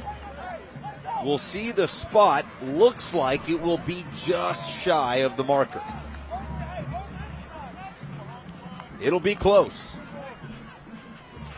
but there is a flag in the backfield. Looked like it's in the area of offensive holding with Elliott sprawling out, maybe some arms reaching out from the offensive line. Holding. 73 offense. 10-yard penalty from the previous 5. 3rd down. So not only will that take it from what could have been a 4th and inches. Yeah, try and count that out, Lucas.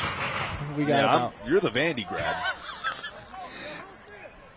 3rd and 21 after the 7th penalty against the Blaze in the 1st half. Spread it out. Still looking to convert, going deep, just over his man, incomplete. That was to James Stevenson, the senior receiver, just right over his head. Elliott has a tendency to throw the ball a little high. His taller playmakers can go up and make a play on it, but you want to try and throw that into the man's stride. So Stewarts Creek comes up with the stop. One timeout, but plenty of time to get on the board here at home before the break. And McKnight will let it bounce. It is downed right inside the 25. So the Stewarts Creek offense will get a chance to come out and try to put together a scoring drive. An offense that started off red hot. 39 points in week 1, 49 points in week 2, and then we mentioned the injury, the season ender to senior quarterback Jerry Taylor. That's what prompted R.C. Davis, wearing number 8, the backup quarterback, to take the reins of this offense. Just been finding their way since. We saw him throw an explosive play last series. Jaden McKnight right over the middle to threaten midfield. Now they'll have another opportunity. Stewarts Creek player running onto the field at the last second. That's Sam Bello. And here's a toss to Brown. Shuffling out across the 25. It's a nice tackle made by Felix Mitchell. 4-yard gain, 2nd and 6. Brown with 9 touchdowns on the season in only 3 games, but coming off of a lower body injury. It's going to be interesting to see how he was put into this offense this week, trying to get him back in gear.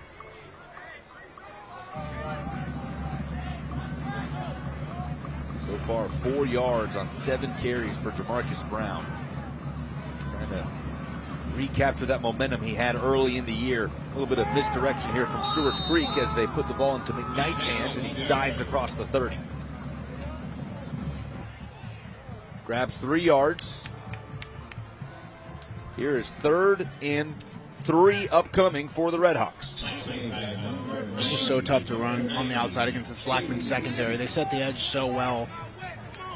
But there's probably no good place to run against this Blackman defense, so if you trust your speedsters on the edge, that's your best shot.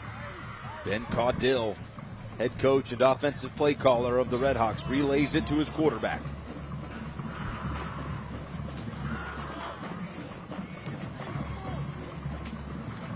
Pulling the handoff, dumping it down. Davis, Jamarcus Brown spins across the 35. A flag comes in late, as it's spotted at the 39, but we'll wait on the call. The laundry has defined this game in the second quarter.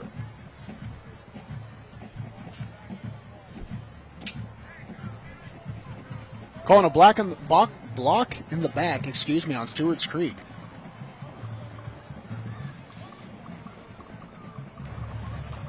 Illegal block in the back. Red, number 21. That penalty's 10 yards from the spot of the foul. 3rd down. Watch number 21, Camarion Hill, down the middle of your screen. Number 21, and that's on the shoulder. The shoulder, I've always been told my entire life, counts as the front side of the body. He did come from behind, but it looked like he squared up enough. I don't like that call. Well, it's a huge penalty. Not to discount the refs. Listen, I appreciate everything the refs do. But I love good offensive football, and that was a good offensive football play. Yeah, it takes away a 3rd down conversion and backs it up to 3rd and 10. Davis forced to throw, has a man on the boundary, but incomplete. Looking for Dallas Johnson. And Stewarts Creek goes from 1st and 10 near midfield to 4th and 10 inside their own 25, down 4 scores at home. Take a look at the night James Stewart is having. 1 sack, a pass block, a hurry that set up the pick 6. Should have had a touchdown, but, I'll let the other defensive lineman speak on that. Well, that's what the pass breakup's for.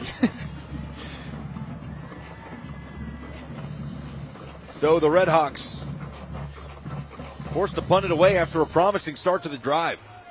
Wharf skies it. Dixon muffs it. Stewarts Creek is on it. The football gods sometimes have a weird way of operating, and Stewarts Creek will get it back almost in the exact same spot where they would have had it after that Brown 1st down pickup that was knocked off by the block in the back. You mentioned Blackman and how they go after the punt. They got close to blocking this one, so the punt went a little too high. That high punt forced Kari Dixon to step up, and he wanted to make a play on the ball so bad that he was on the move. So their punt block unit got so close, forced a high punt. That forced Dixon to come up, and then he just made a bad decision. Should have just fielded that one. Jonathan Hadley fell on it, and Stewarts Creek has new life on offense. 2-minute drill one timeout to get on the board before halftime. Brown disappears under the pile. Down at the 47. Stewarts Creek will receive the opening kickoff in the second half. So a monumental drive here for the Red Hawks to have some momentum going into halftime and try and put together a run here and get back in this game.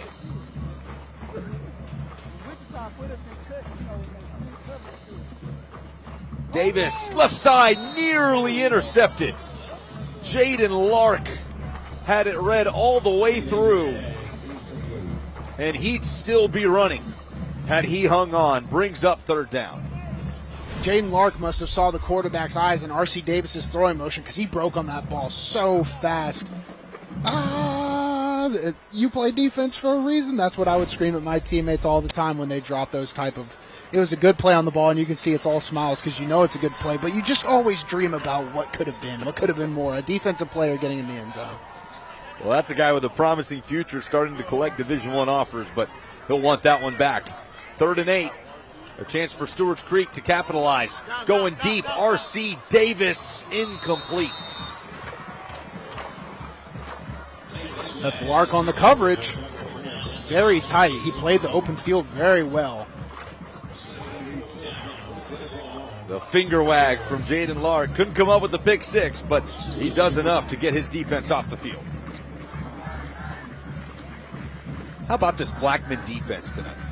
After giving up 32 points last week, most of that in the second half against Oakland. It's a big point of emphasis for them this week to quickly move past that game, get to play on a Thursday, everything's up a day. They have just been locking down this Red Hawks offense in the first half. They're playing so physical, Lucas. It's very impressive. That's an impressive punt by Landon Wharf, getting it down inside the 10, a 46-yard boot by the junior.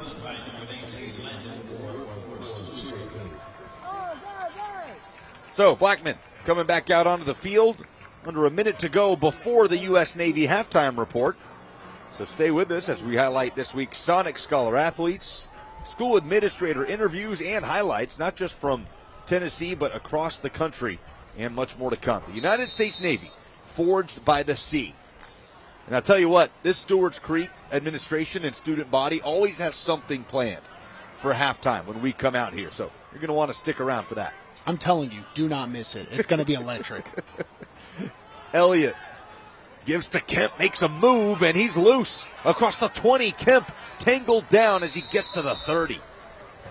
Jabari Kemp, who's the really power back of this running back duo, but Matt Kreisky told us this week he'll make a guy miss. He did it there, but there is a flag on the play. Right where his fellow offensive receiver would have been blocking, and you can see the Blackman offense walking backward, already in a backed up spot. Holding. Number 11 offense. Spot foul.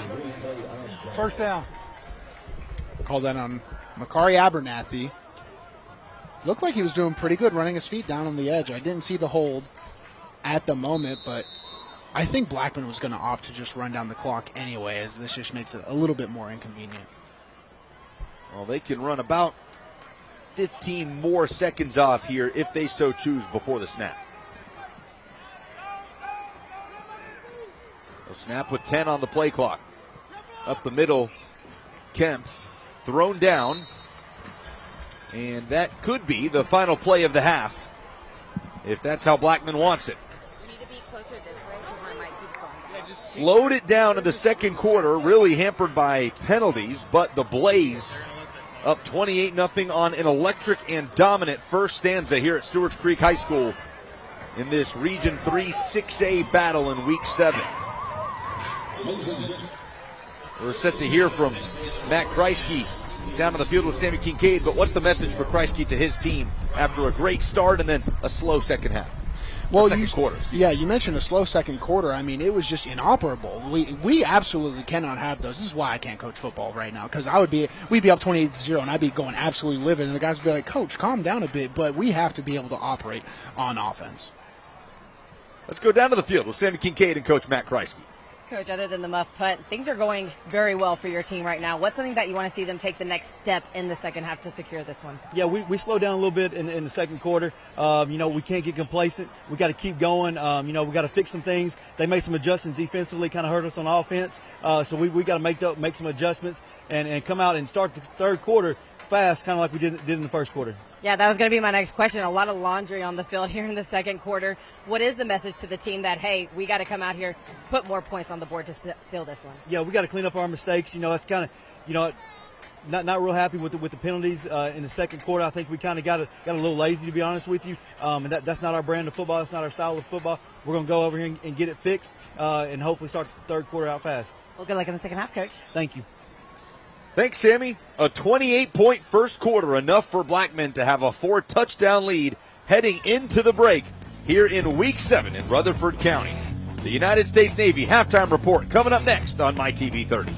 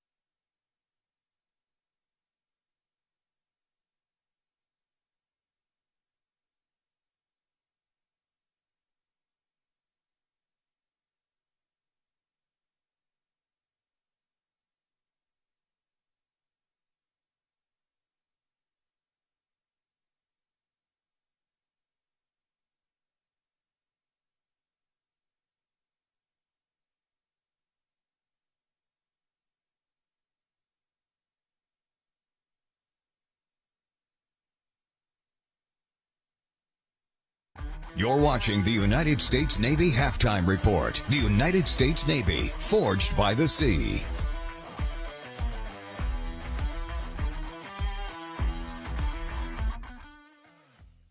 We're proud to present the Sonic Scholar Athlete of the Week. This week's Scholar Athletes are Emery Harris from Blackman High School and Eli Murray from Stewarts Creek High School. Emery has a 3.587 GPA, first team All-State in track, and is involved in the Leadership Academy. Eli has a 4.0 GPA, is a 4-year player on the high school football team, and a member of the National Honor Society. These All-Stars are now entered to win a $10,000 scholarship at the end of the season. Congratulations to our Sonic Athletes of the Week. Live free, eat Sonic.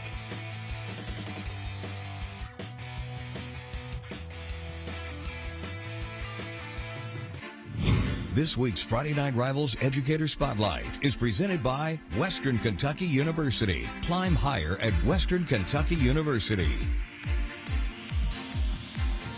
Welcome back to Stewarts Creek, where Blackman is currently leading a big lead right now, and I'm joined by Blackman's principal, Mr. Justin Smith. And so thank you so much for joining me. Thank you. And can you tell me, I hear there's a lot of academic excellence going on right now, not just excellence on the field, it's also getting done in the classroom. Absolutely. It's a great night here, really, for Rutherford County. We just, so many great schools, great administrative teams all around, but so proud of our school and everything that they stand for. I love, especially when we think about athletics, all of the academic opportunities that our athletes have, along with all of our students. Academics always have been and always will be first at our school, but from everything with dual enrollment, AP classes, our Collegiate Academy in partnership with MTSU, just so proud of everything academically that our students have available to them. And I'm sure you're also proud whenever you look at the stands and see the students. There's a lot of school spirit at Blackman High School, isn't there? Absolutely. A lot of Blackman pride all the way around. One of the things we've begun to emphasize is support between programs. And so our girls soccer team will have a night at a baseball game, and our baseball team will have a night at a girls volleyball game. Just inter-squad support is a really big deal at our school. We're just proud of all of our programs and how they support each other. Absolutely. And you mentioned dual enrollment, doing stuff with MTSU. I hear that they're also getting experience at that next level with real world experience, right? Yeah, absolutely. Just the emphasis not only on collegiate opportunities and preparation, but also the trades. It's a huge deal. We've opened a new partnership with TCAT where we've got students leaving campus and going there to enroll in trade school early.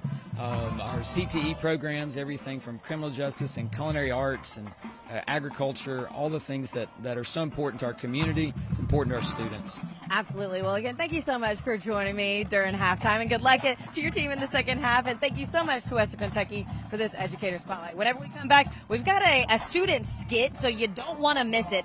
Stick with us. We'll be right back after this break.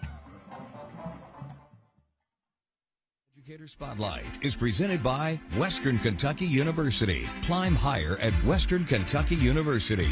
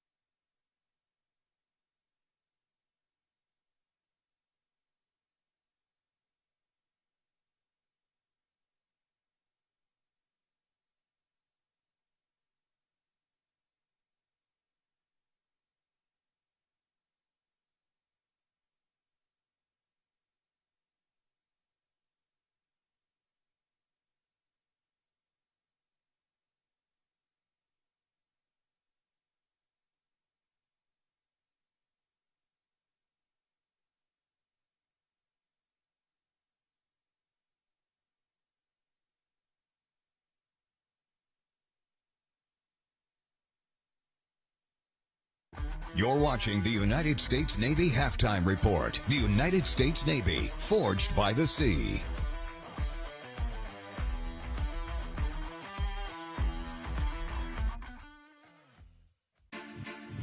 This week's Friday Night Rivals Educator Spotlight is presented by Western Kentucky University. Climb higher at Western Kentucky University.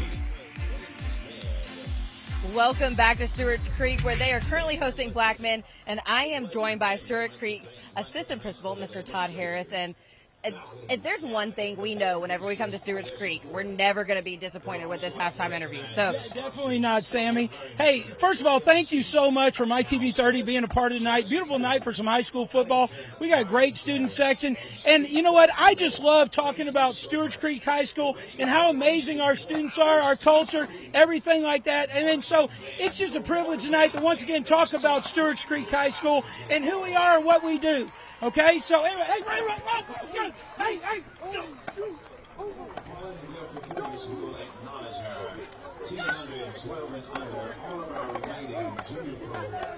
the volleyball basketball team is off to a great start so far, but we're not done. Districts are on Monday at Lebanon. Be there. Let's go! They say the boys team is better, but we're even better. Show up and show out October 14th to the girls soccer team semifinal. Let's go! November 18th, be there, be square at 6 o'clock for the Lady Redhawks! And big shout out to the Lady Redhawks basketball team. And we also know there's a new era of Redhawks basketball. So make sure you show up and show out for us this winter. Let's go! Go! Hey, huge shout out to the boys basketball team, but on to wrestling. Let's go. Hey, always make sure to keep a good eye out for our wrestling program. We definitely got the best team in the district this year. We have returning state qualifiers. We got a few already ranked in the state. I'm hyped. Team's hyped. Y'all should be hyped too. Let's get it. Let's go. What's up, guys? We're the Stewarts Creek Redhawks baseball team. We were coming off of defending district champions. We were 5 state tournament appearances. Let's go, baby. Excited to see you this ring. Let's go! What is up, guys? Save the best for last. We're a Lady Redhawks softball team, and we've been to state 2 times in a row, but this year we're making it 3 and coming out on top. This season, we can't wait to see y'all. Be there. We are Clark Crew!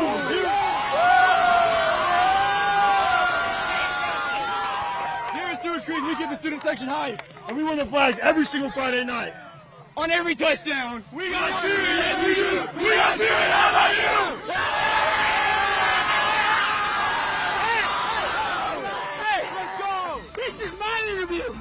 Hey, like I said before the students took over the interview, Stewarts Creek's a special place. You can hear our band right now, one of the best bands in the land, amazing student section. We got the best faculty, we got the best people, the best families, Stewarts Creek culture. Man, at Stewarts Creek, we are all about one thing, and our credo is, we are team, one team, baby! Stewarts Creek, yeah! Yeah! Stewarts Creek High School! Oh, wow. Thank you again so much for hosting us tonight. That was fantastic. And also, thank you to Western Kentucky for this educator spotlight. Incredible spotlight. After this break, we'll have highlight stats, a whole lot more. So stick with us. This week's Friday Night Rivals Educator Spotlight is presented by Western Kentucky University. Climb higher at Western Kentucky University.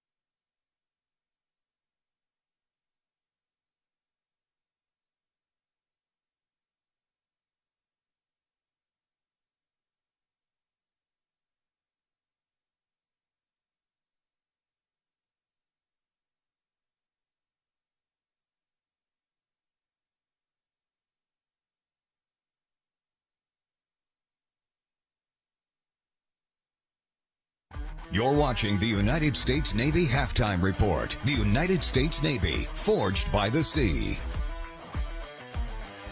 Halftime at Stewarts Creek High School in Week 7, and it is all Blackman here in this Region 3 6A showdown. Welcome back to the United States Navy Halftime Report. Alongside Bruno Reagan in the booth, I'm Sammy Kincaid. Let's get to the first half highlights as Blackman got the ball first and jumped on the Redhawks early with a pitch and catch. Javion Elliott doing what he does, extending the play and finding his main man, Brylan Odor, with the helmet catch and the run after catch. 69 yards. That opened up the scoring. 94 receiving yards and 2 touchdowns in the first quarter for Odor alone. Yep, he had a pair of them, as we see going in. We see R.C. Davis. This is Stewarts Creek first shot at offense, trying to throw that pitch out to Kingston McQueen. Blackman recovers that turnover. It's on the entire first quarter. Stewarts Creek, they were stuck on their own side of the field, and then we see Elliott. He goes back on a big third down play to who else? Odor. That's his pair going in to the second quarter. We see the direct snap, that one to Daniel Smith. Our key to the game for Blackman was to try and spread it out. They ran into the wood chipper that is Oakland defense, getting shut out. Now they're striking on all sides. Jalen Gowan, pick 6, tacked on a 4th touchdown. Scoreless second quarter, but Blackman still maintains that 28-0 lead. And Stewarts Creek just looking to get something, anything going, Bruno. 33 in the air, 26 on the ground for the Redhawks. Yeah, those 2 turnovers will really put it away early to kind of really take away their legs. Now, they did have a battle and chip away at the second quarter. You can see those 8 penalties for Blackman. Almost all of those were on the offensive line, whether it be a holding or a false start. I believe it was 7 of them. So that's something they're going to have to clean up. If this game, obviously, it's not out of hand totally yet. Stewarts Creek will have the ball coming out of half, but you can take a look at the stats. It's been all Blackman up to this point. Yeah, penalties so far, the only thing holding back the Blaze. You see it there, 8 for 61 yards in the first half, but Stewarts Creek will get the football to start the second half, seeing if they can get any sort of spark here at home. But before we get to that, every week during halftime of our Friday Night Rivals broadcast, we showcase outstanding Thursday Night Lights and Friday Night Rivals game highlights from across the country. So let's check out some of the best from last week's action. The best Thursday Night Lights and Friday Night Rivals highlights from across the country. And are you kidding? What just happened? Flipped out of his hands, and it's a touchdown for Jaden Pierce. Oh my goodness. Here's Knuckles. He's going to take his shot for the end zone. Running under it, making the catch. What a catch by Cade Mitchell. Holy cow for the Food City touchdown. Well, stop of the game, Jeremiah Cruz. He had a few of those tonight. Jeremiah laying the wood. 250 yards passing. Now he wants to take a shot. Looking to hang this one up for Gardner, and he drops it to him, and Gardner makes a move at the 35. Gardner's still on his feet. Gardner's got 3 touchdowns tonight. Senior's got 5. Polka fires. Ball is intercepted by the Rams. It's Mason Wydra with the pick. And here comes the Rams the other way on the turn. Here he goes, right side of the field. Wydra with some blockers. Wydra on the return of the interception. He's all the way down to the 10, the 5. Wydra returns it for the score. Mason Wydra. Receiver in motion. He will roll right. Under pressure. Still on his feet. Trying to find somebody downfield. He's in trouble. He'll throw it to the back of the end zone. The receiver's wide open. Touchdown, McQueen.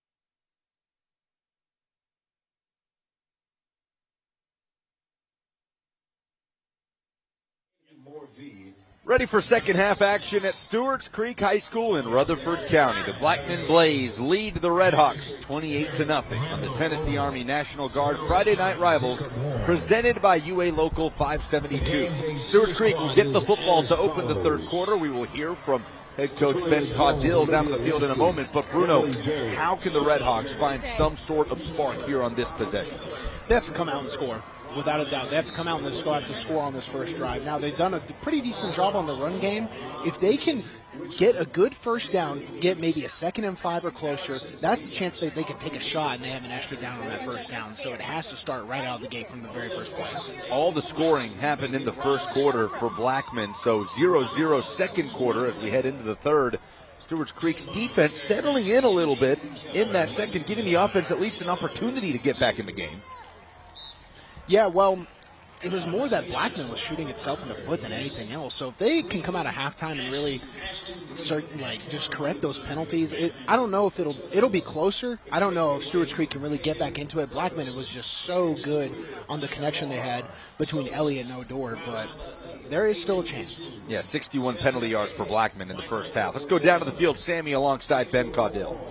Coach, obviously not the first half that you wanted, but what did you see in the first half, maybe from Blackman's defense, that you're going to be able to capitalize here in the second half to get the offense going? Yeah, I thought they played a really good half on defense. Obviously, we didn't help ourselves.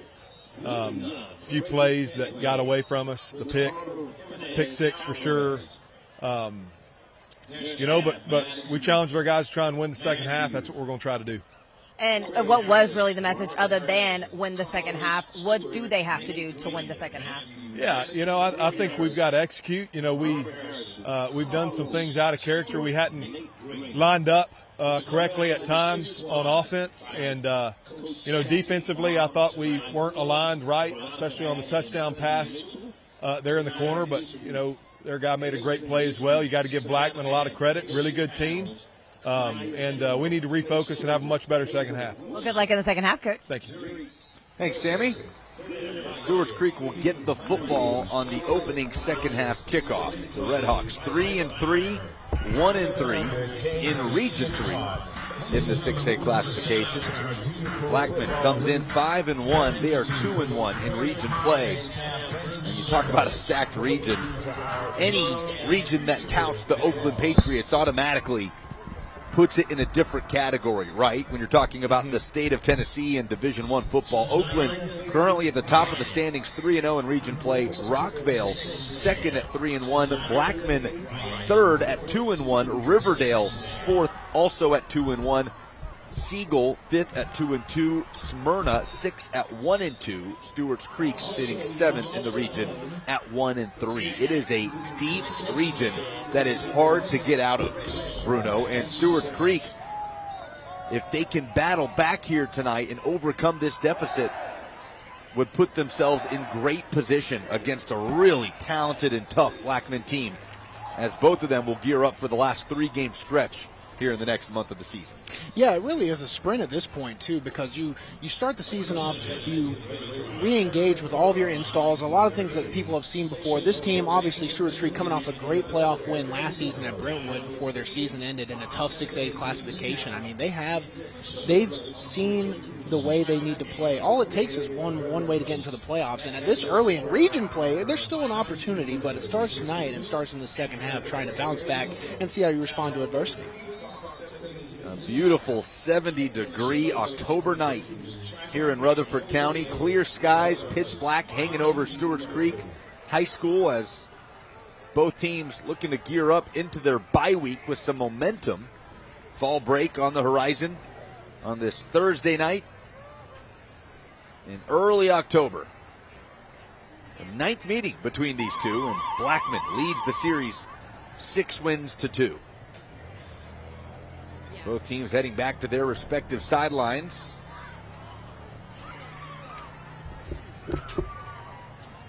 As Stewarts Creek's offense without starting quarterback Jerry Taylor, who's been out for the season, went down in week 3, had ankle surgery, and will not be returning. And speaking of those injuries to the Redhawks, let's hear more with an update from Sammy Kincaid. Hey guys, for the Bart Durham Injury Law Injury Update, you just mentioned Jerry Taylor being out for Stewarts Creek, but also out for Stewarts Creek. Added to that list is number 1, Kingston McQueen. He is out with a hamstring injury that he suffered earlier in the game. And also number 5, Jaden Stewart. He is out with an ankle injury. We saw him getting that right ankle taped earlier in the game. He no longer will be able to return in the second half. Also out tonight is outside linebacker Makari Abernathy for Blackman with his hurt shoulder, as well as number 0, Tramel Johnson. He is out for concussion protocol. That's your Bart Durham Injury Law Injury Update. Back to you guys. Thanks, Sammy. That is a tough blow for the Redhawks. McQueen and Stewart both started this game and will not finish it, as you just heard. And Bruno, those guys have combined for 700 scrimmage yards and 5 touchdowns this season for Stewarts Creek. McQueen was playing on both sides of the football, too. That is an absolutely huge blow. And with one man goes down, it's an opportunity. Listen, that's how I've gotten my first opportunity at every level, was an injury. And, you get a chance to go up and really claim a spot. So, next man up mentality. Warren Bosen's kickoff, fielded in the end zone, a touchback on the Greenway Kia kickoff to start the third quarter. Injuries, unfortunately, have been the story of the season for the Stewarts Creek Redhawks. A lot to overcome in 2025 and here tonight in Week 7. Down 4 touchdowns at home. And R.C. Davis, the junior quarterback, went from wide receiver to starting quarterback for this team after Jerry Taylor went down. We'll need him to step up here in this second half as Stewarts Creek will fight to get back in it. In the backfield also is Sam Bello. And Jamarcus Brown in there as well. Bello acting as the fullback here. Faking the give to Brown, rolling out. Davis dumps it down to Bello. And he is pushed out of bounds by Adarian Davis after a first down pickup, depending on the spot. And that's a nice gain for Stewarts Creek on first down. Pickup of 8, 2nd and 2. Thought it was awfully suspicious seeing him run sneakily back into that backfield and put his hand down. I was like, something's amiss here. And sure enough, he gets the call on first down. Now, this is exactly what I was asking for. You come out, you have a good first down play. Now you have the opportunity to take a shot and still have a 3rd and short. Davis hands to Brown. Straight into the pile. Able to push it across for the first down.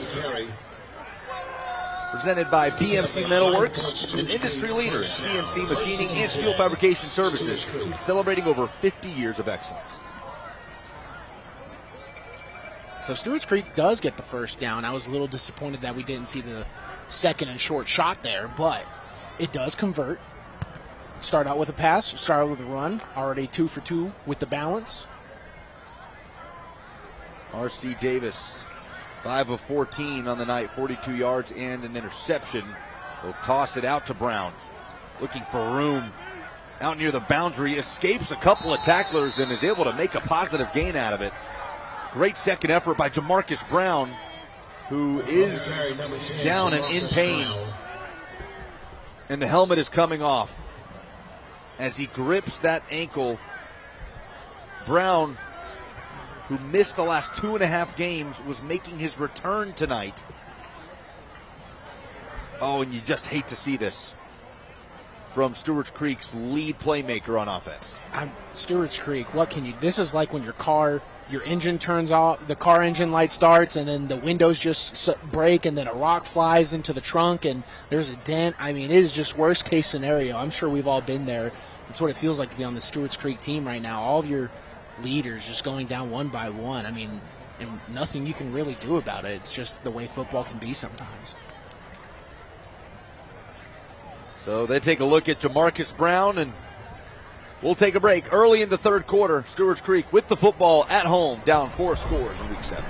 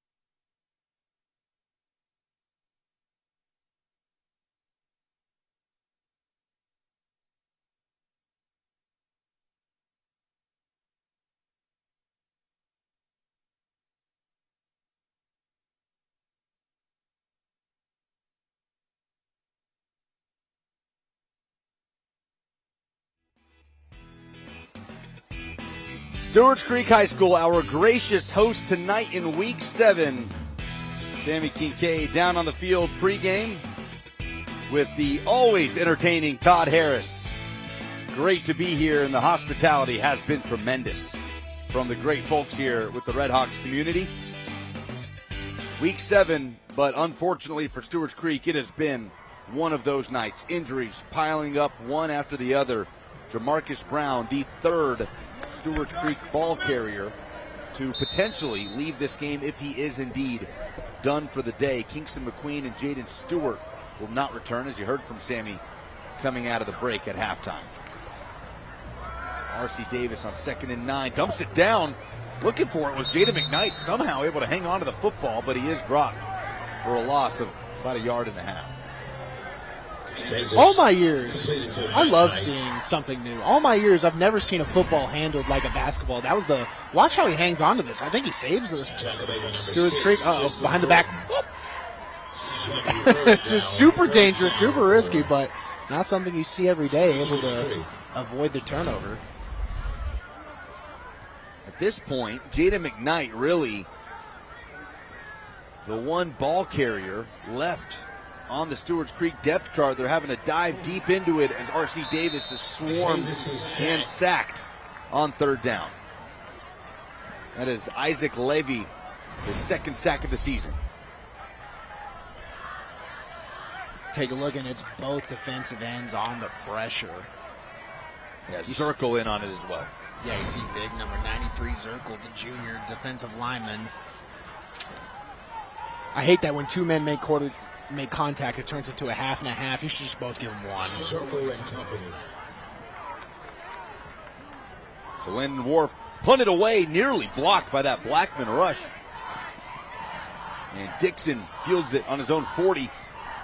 Escapes the first man and is able to scoot across midfield.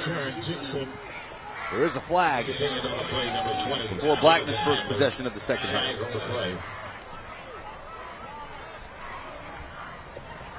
Wait for the official call, but you have to imagine it's a holding on the return. Good job, RC. Hey, here I am, fellas. All right, good. I just want to make sure I got you. The white hat tonight, Robbie Milliken.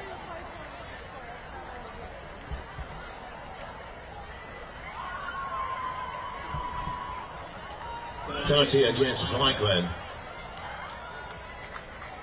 Trying to get this sorted.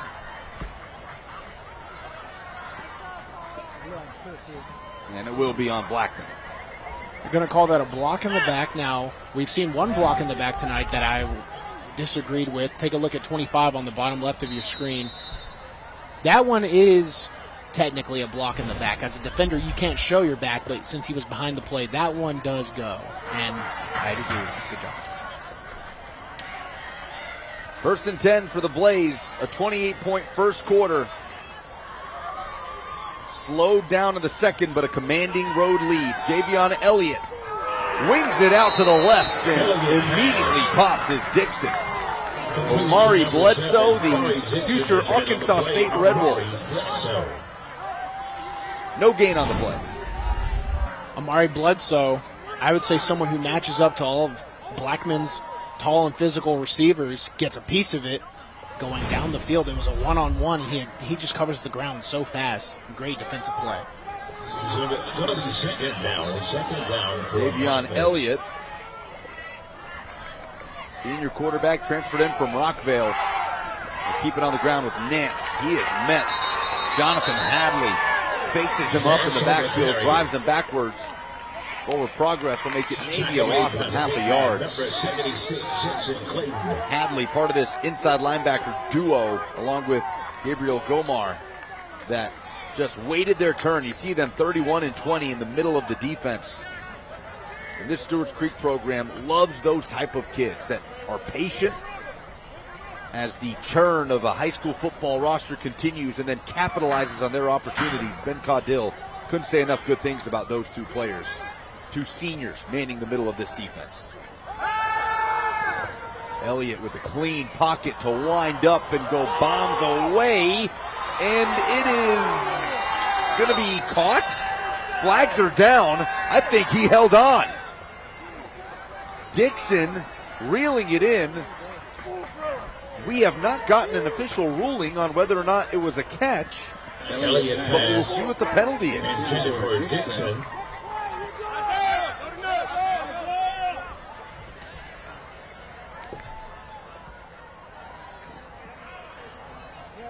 Defensive pass interference, number 26 of the defense. 15 yards, first down. Well, they must have ruled it incomplete, Bruno. But either way, it's a first down for the Blaze. And that's an easy pass interference call. You see it influences the hands right there, and the ball does hit the ground, so that pass interference will move the ball up just a bit. Xavion Edwards, that's one of those good pass interferences, to be honest. It was going to be an explosive play. You'd much rather take the penalty yards than the big gain that would have been in the red zone, so it's not too bad of a play, to be honest. Yeah, instead, it's 1st and 10, a yard into plus territory.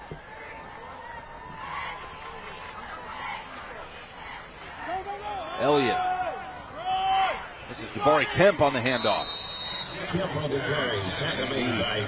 slaloms his way up the middle of the Stewarts Creek defense. And now Blackman really with an opportunity to just grind this game away. Yeah, Kemp might be the more consistent ball carrier because Micah Nance looked like he was having some shoulder issues. Could just be a stinger, not going to speculate too much, but Kemp might get the majority of snaps here from the back position for Blackman. After the 6-yard pickup, Elliott looking for Odor again. The wideout nearly makes the grab, and multiple flags are on the field. That was Amari Bledsoe, the other Division I player on the defensive side of the football, on the coverage, someone who can match Odor very well physically. I think just a little too much contact for the referee's liking. We have hardly called Brylan Odor's name since the first quarter where he was just dominant. This will be on Bledsoe. Look at it. Pass interference, defense number 3, 15-yard penalty, result first down. Bledsoe and Odor, two Division I players going at it here on Thursday night, my TV 30, and I don't know. I mean, Bledsoe's right hand was on the chest of Odor, but it didn't restrict his body. It didn't restrict his hands going up. I think it was a decent sell job, but a penalty nonetheless. No reviews here on high school football. Elliott under pressure, rolling, still on his feet and bumped out of bounds. On the carry, Elliott. A loss on the play. Stewarts Creek finishing the rush there and picking up the sack. Multiple Redhawks getting into the backfield.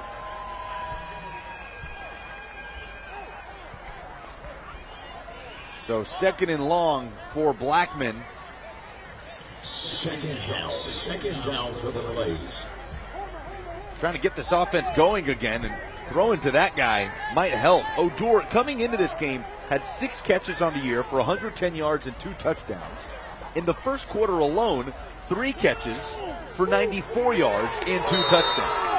Almost totaling his entire season stat line in 1 quarter tonight, and he hasn't had a catch since. Yeah, they were trying to go to him this series. He does draw the pass interference, but I think they'll still, as we face down the 3rd and long, he's going to be an option here as a target. I mean, he'd be the first guy I go to if I'm Elliott. You mentioned the offers starting to come in. Vanderbilt, Arkansas State, ETSU, Austin Peay. A guy that has just improved every year within this offense. Absolutely a candidate for our UA Local 572 player of the game for how dominant he was in the first quarter alone. Timeout on the field before this 3rd and long. Blackman takes its first one of the half. The Blaze trying to put the running clock in effect on the road in this region showdown. 28-0, the lead at Stewarts Creek on my TV.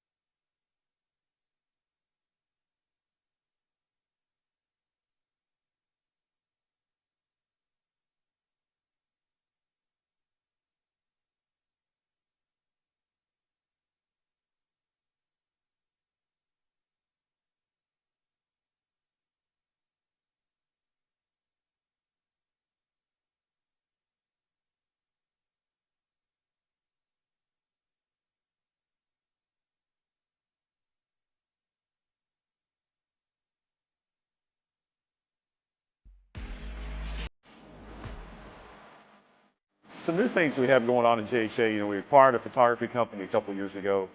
We've really gained traction and built that out. We've got a new high school, so it's kept us busy in the summer with seniors, rising seniors coming to our studio. We're in the schools already in photography in our senior business, meeting with seniors to talk about that cap and gown and graduation in May. Also meeting with our yearbook staff to start design on our yearbooks. And something else we're excited about is our school branding. We kind of rolled that out about a year ago. We've got more and more schools, K-12, that are coming to us to design door wraps and different signage in and around the school. So that's exciting, and that's a growing business for this as well.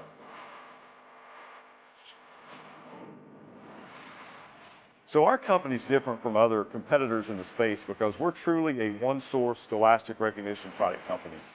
Most of our competitors have different contractors in each kind of given division, and we bring that all in-house where we're handling everything with the school. Our schools enjoy that. And on the consumer side, we have an unparalleled e-commerce experience that makes getting whatever product that the consumer may want into one cart and to get it quick and easy and responsive. And so that's kind of how we differentiate.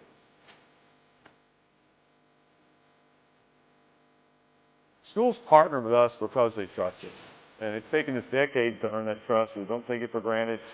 I've got a couple of decades of experience. We've got team members with decades of experience. So we've got a combined team that is just robust. We've earned that trust over time. We enjoy our relationships, and we work hard to preserve those with our schools.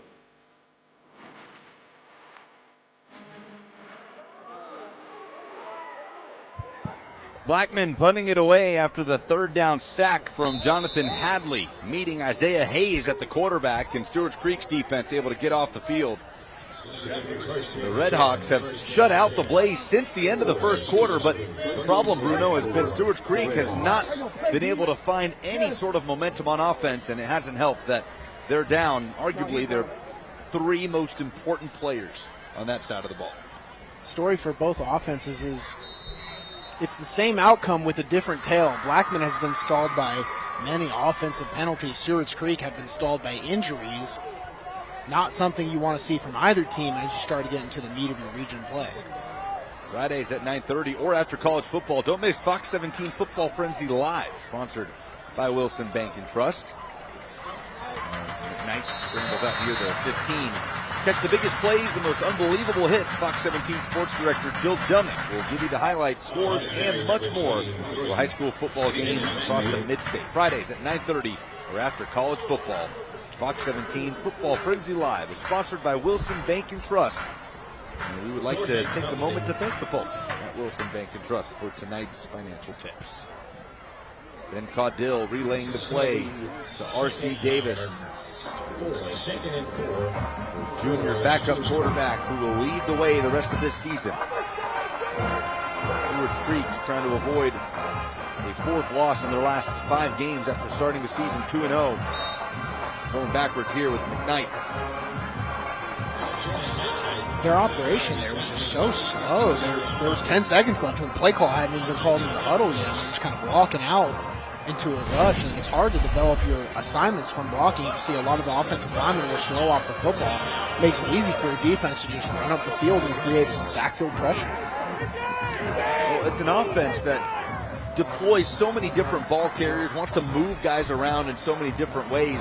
And with a backup quarterback and now 3 different backups playing in those roles around the quarterback, how hard can that be from an assignment and communication standpoint to get back to having a clean operation? It's got to be very hard because they just had to spend the time out to do it after that botch. So there's a little bit of, and I'm sure it's hard because they're going down the depth chart also. They have to make sure guys are in the right place. You're going to see how well prepared your backups are at this point to handle the responsibility. Also, I mean, you're not in a good spot. You're down 28-0, 4 minutes left in the third quarter. So who's going to really, look away from the situation you're in and operate at a high level? First time out of the half for head coach Ben Caudill. 4 minutes remaining in the third quarter. Coming up in the fourth quarter, the Tennessee Army National Guard play of the game. We'll let you know what that is. Every point in this game has happened in the first quarter. And no matter what happens here tonight for Stewarts Creek, you got to think that bye week next week will just be a massive reset point for Ben Caudill and his guys. One, to get healthy as much as they possibly can, and two, just to gauge where they are, right? And get guys more comfortable in their new roles. Absolutely. You have to imagine that the physicality of practice might, it could go either way. I think they've done a great job adjusting, and after the turnovers in the first quarter, I mean, they've shut out Blackman up to this point, but they just got to get healthy now. Play action on the fake to Bello. R.C. Davis will tuck and run. He's got athleticism, slides across the 25. And it's a first down scramble by the wide receiver turned quarterback. 12-yard gain.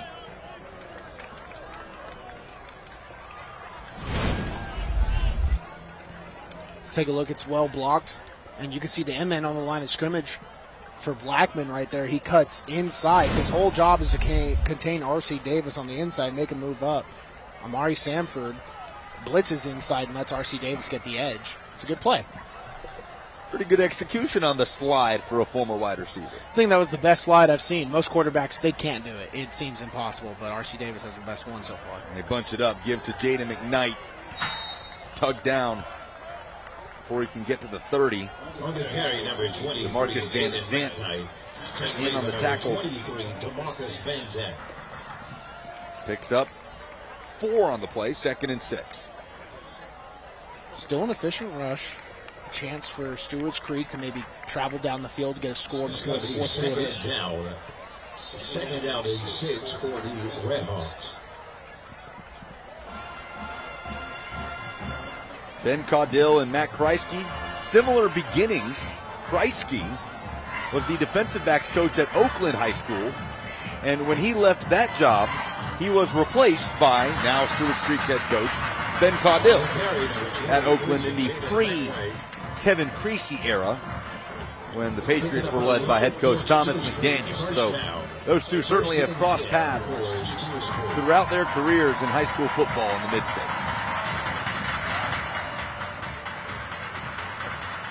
Kreisky now in his 3rd head coaching job. First at Forest before that successful 7-year run at Centennial. Now in year 3 at Blackman High School, trying to continue their rise. Going from year 1 out of the postseason, year 2 winning a playoff game, and trying to make that year 3 leap.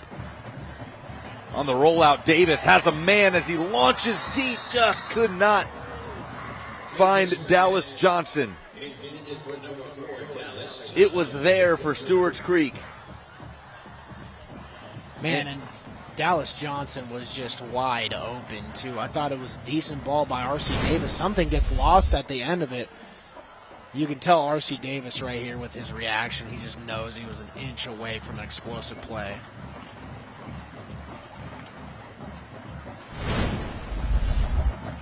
Well, this team certainly responds to R.C. Davis, and his head coach has told us he has stepped up as a leader each and every week in what's been an adversity-filled season for the Redhawks.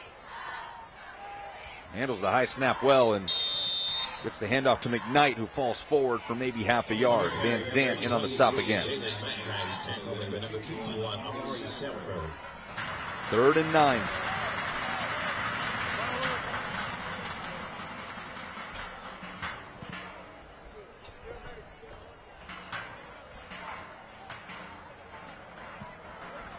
A lot of conversing before going out there to make the call. We'll see if Davis puts it in the air here. Is this 4-down territory for the Redhawks? If they're going to go for it in the first quarter on their own 28, I'd imagine this is definitely also 4th-down territory. Fair enough. Timeout on the field. Looks like it was taken by Stewarts Creek. That's their second one of the half.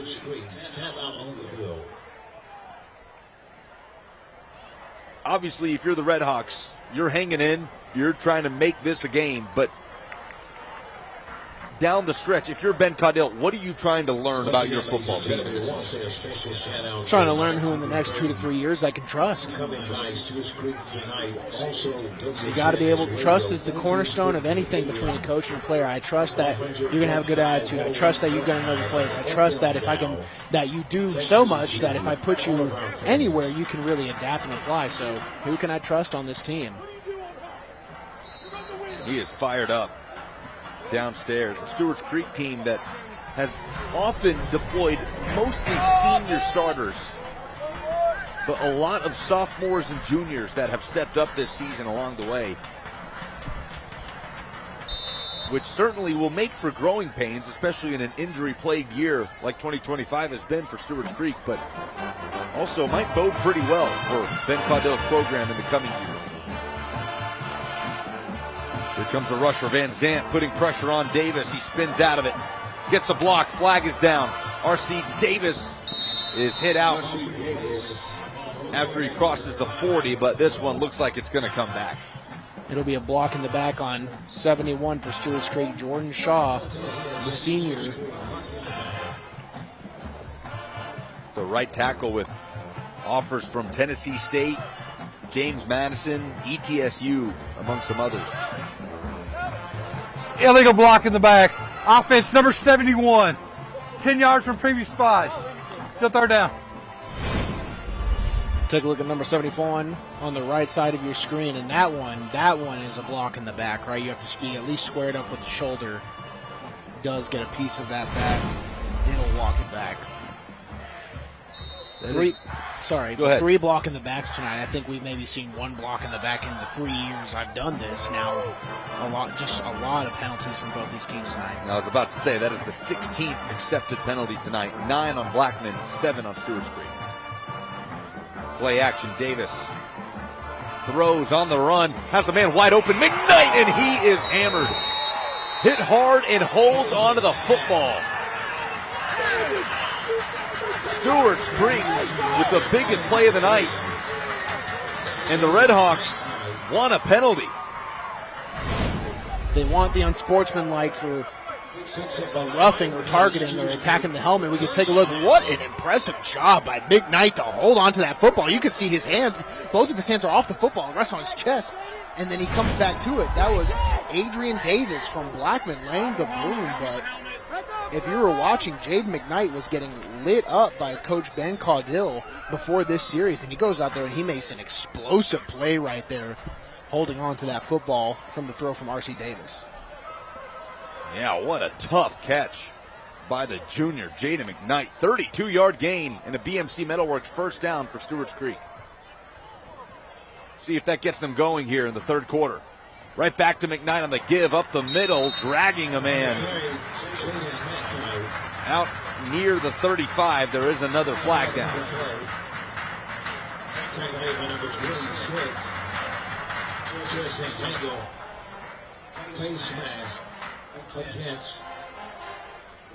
It looks like this will be on the defense.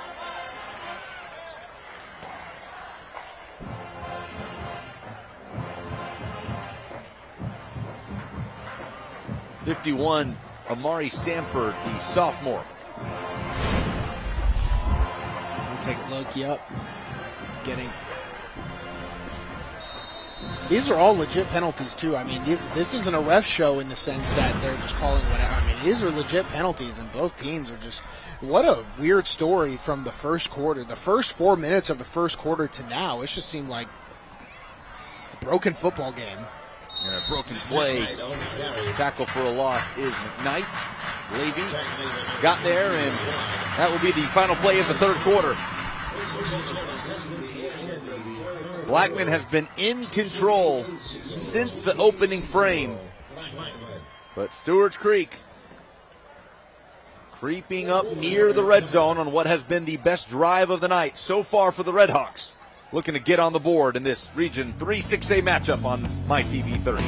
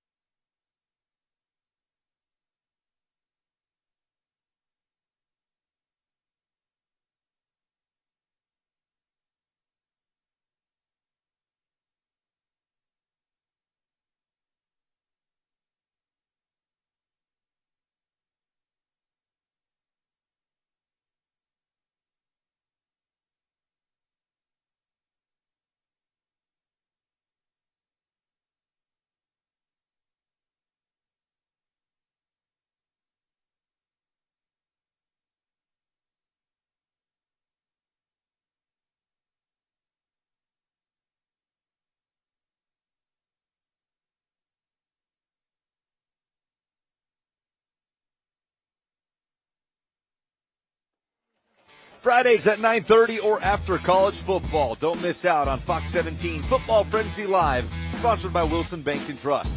The biggest plays, the most unbelievable hits. Fox 17 Sports Director Jill Jelnick brings you the highlights, scores, and more for high school football across the mid-state.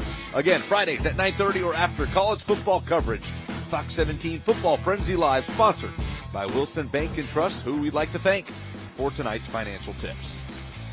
Stewarts Creek, 2nd and 12, approaching the red zone. They have not gotten inside the Blackman 20 yet tonight. Play action, Davis rolling, dumping down, and short of his man, Sam Bello. Blackman pressure affecting that throw, 3rd and 12. Stewarts Creek's best chance to score tonight coming up. Could be 4-down territory even if they get close to the marker. We have not had a point in this game since the 1:46 mark of the first quarter.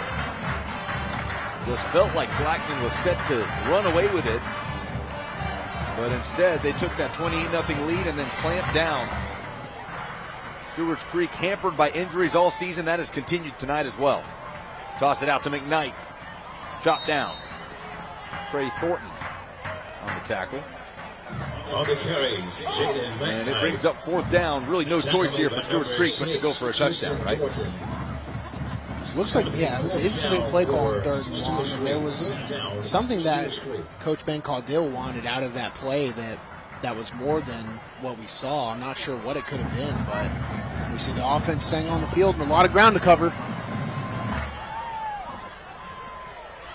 Matt Kreisky looking on as his team seeks a bounce-back win following a 32-0 loss at home against Oakland a week ago, their first loss of the season.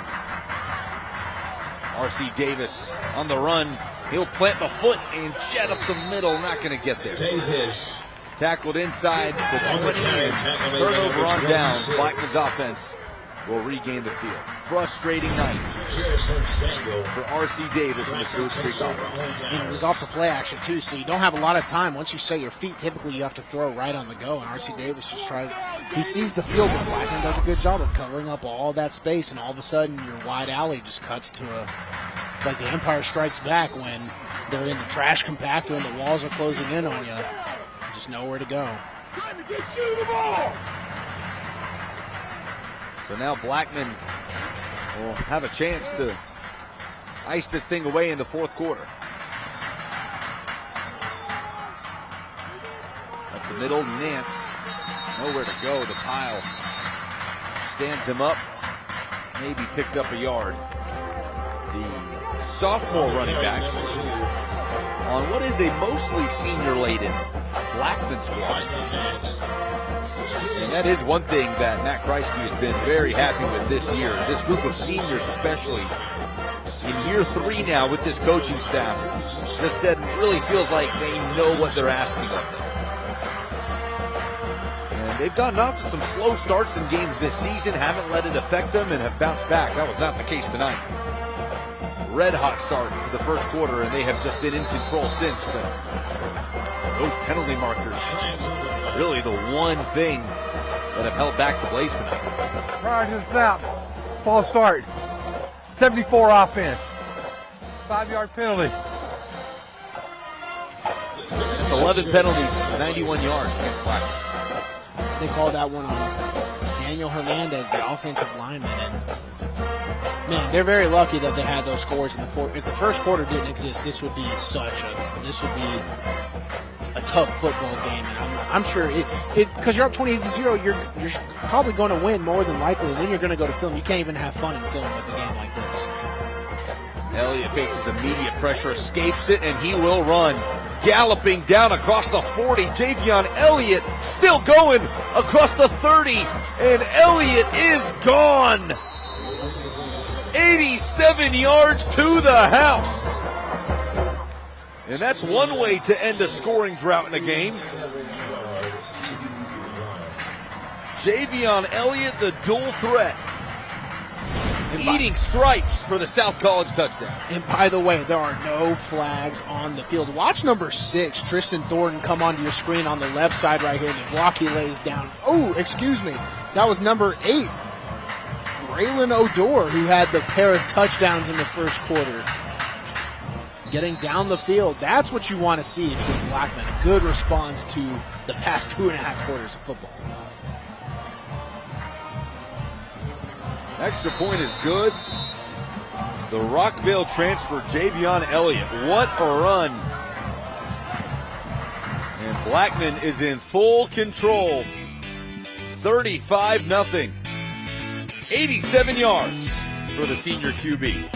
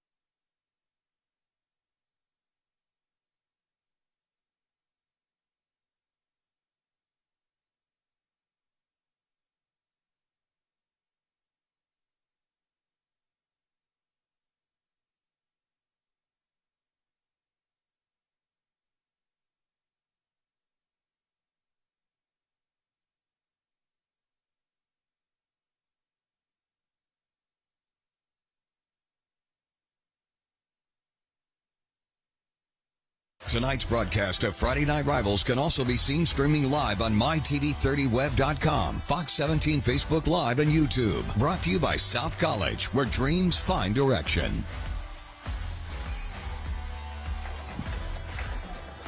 It is all Blackman Blaze in the fourth quarter after an 87-yard gallop to the end zone by Javion Elliott.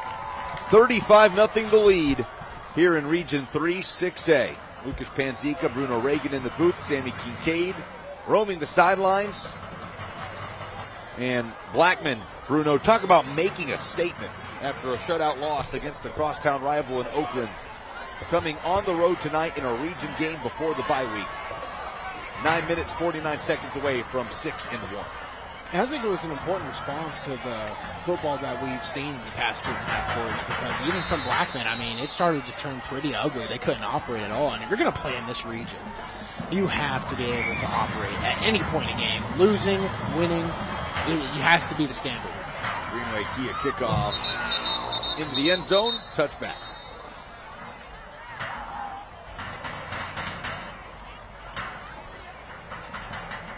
Running clock, by the way, will be in effect as soon as Stewarts Creek snaps the next football. 2 plays and an 87-yard touchdown run by Javion Elliott to score the first touchdown of this game since the first quarter. Blackman jumped on top early. A 69-yard touchdown pass from Elliott to Braylon Odor. Quickly got the ball back on a Stewarts Creek fumble, and once again it was Odor in the end zone for his second touchdown. That made it 14-0. And a pick 6 from Blackman linebacker Jaden Gowan is what made it 28-zip heading into the second quarter. Game slowed down from there, but Javion Elliott bringing back a spark with that touchdown run, and Stewarts Creek has it back. 30-plus point difference in the second half means running clock in effect out here in Rutherford County. It was a good play on that last play by Dallas Johnson to hurl in the throw from R.C. Davis. But with that running clock and the way that Stewarts Creek uses all their time every single snap, so if you're operating on 40 seconds, they might only get 10 more plays of offense in. Up the middle, McKnight battles up to the 40-yard line.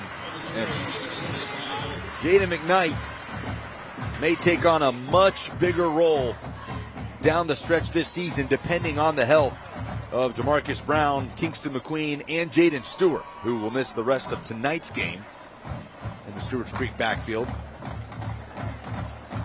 Ben Caudill will likely have to spend the bye week tinkering and figuring out how to approach the rest of this season with his offensive personnel and the amount of guys that are down. But McKnight ripping off another nice run to midfield. His 10th carry of the evening. Junior back who came into the game with 175 yards, a pair of touchdowns tonight, is on 10 carries for 33.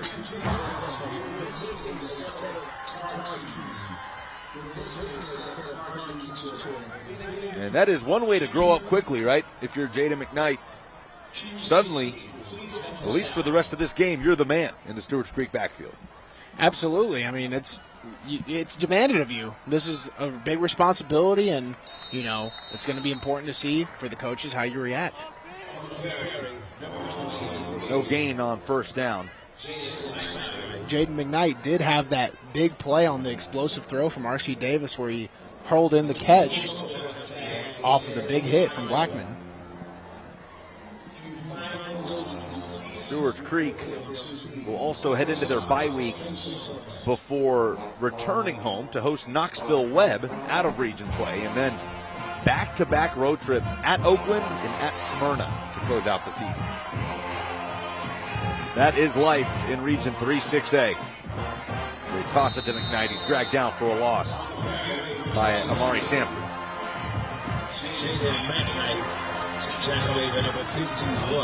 This is the way that Stewarts Creek would have wanted to play offense starting. It is a little bit more efficient, but they are facing about a 3rd and 12, 3rd and 13.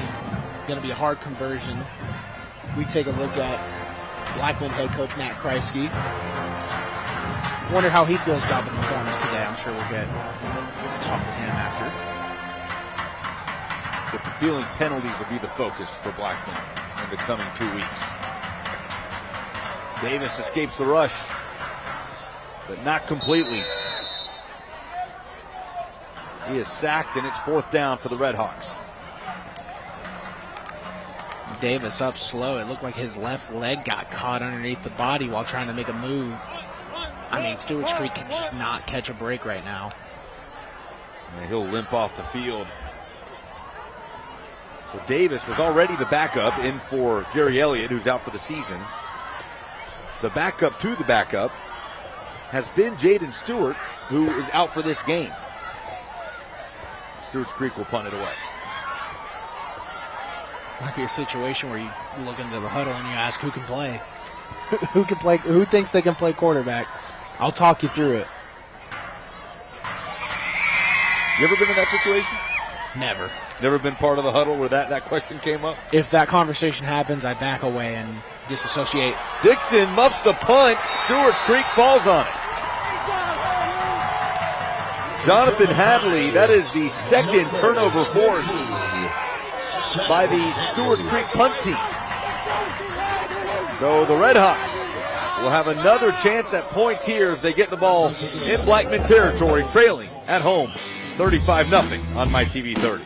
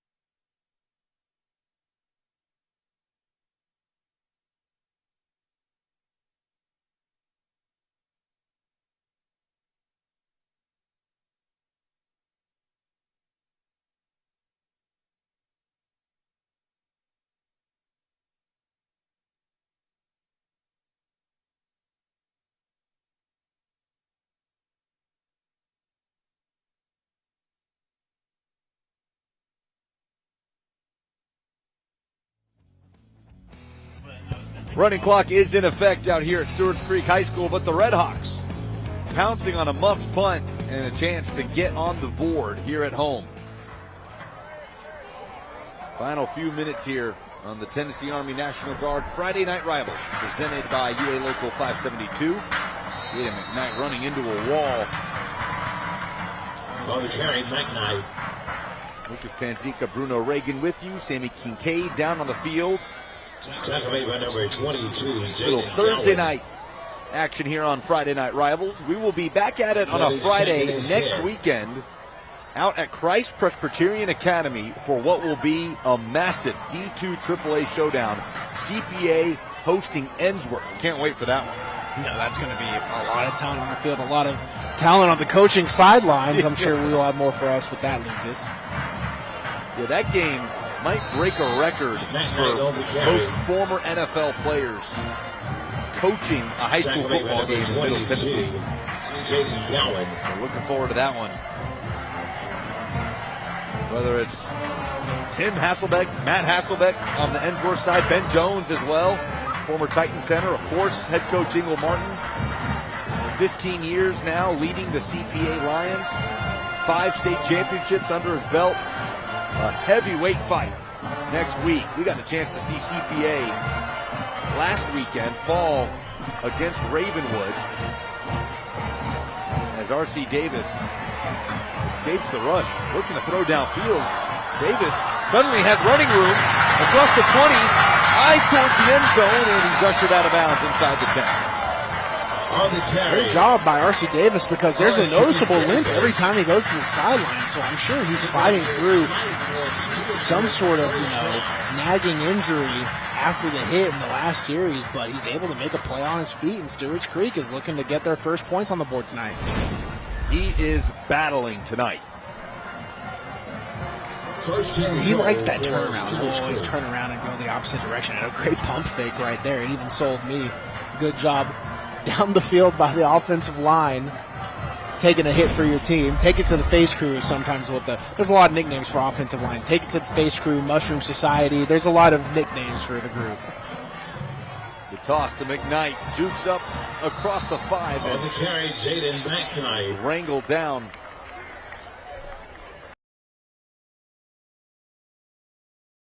Right in moments like this, a Region 3 6A battle. But just look at R.C. Davis right there, being coached up by Ben Caudill.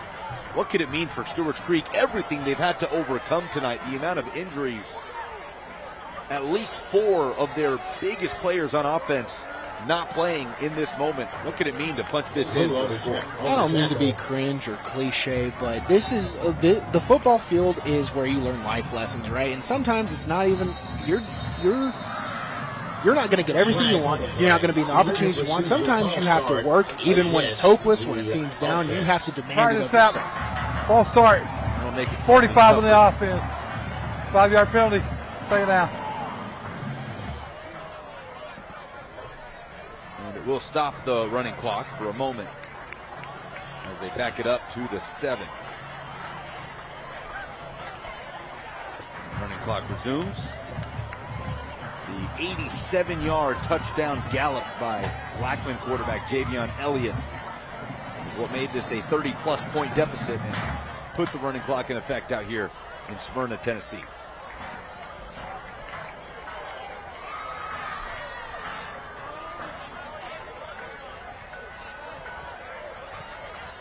Davis fakes the handoff, has a man, lobs it out to Bello. Davis brought down at the 2. Completed to Bello. Under a minute to go. Stewarts Creek has one timeout if they want to use it to try and punch in a score and avoid a shutout loss. With the running clock, that timeout would stop the clock, Lucas? Correct. Okay, I just wanted to make sure. I wasn't even sure about that rule. I'm glad you had the answer there. So there's a chance. Timeouts and scoring plays. Up the middle, McKnight into a pile. Nothing there. McKnight on the carry. And there is the timeout from Stewarts Creek. 28 seconds to go. Timeout on the field. So, gut check time for the Red Hawks, but let's take a moment to look at our stop of the game. The school bus stop of the game. Always remember to stop when the school bus arm is out. And it was the touchdown to make it 28-zip at the end of the first quarter. The pressure on from Samford. Davis throwing into Jaden Gowan, and the linebacker ran it back for 6. and it was really a gimme for Gowan. He steps in front of the throw, and R.C. Davis is trying to make a play. This was when it was seeming a little bit hopeless, and they were trying to do a little too much. Good job by Gowan to get in front of that.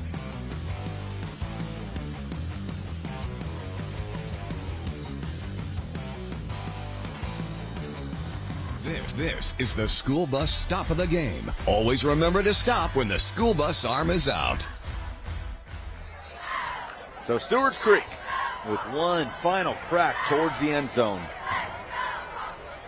They could avoid their first shutout loss all season. A season filled with adversity for the Redhawks following a school record 11-win quarterfinal campaign in 2024, where their only loss of the regular season came against the Blackman Blaze in a 10-point defeat on the road. Davis under center, has Bello and McKnight in the backfield. He fakes to McKnight. Davis has a path and he strides in. Touchdown, Stewarts Creek. And that is a hard-earned South College touchdown by the junior quarterback. Gritty performance tonight from Davis. This is sort of I think the correct way to pronounce it is Pyrrhic. It's where, you just take such heavy losses, but you do find a way to get into the end zone and win it. R.C. Davis using his legs after a potential small injury on the last series.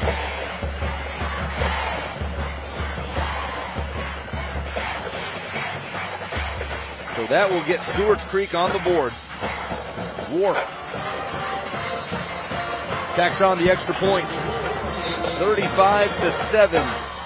And Davis will jog off the field for the last time tonight.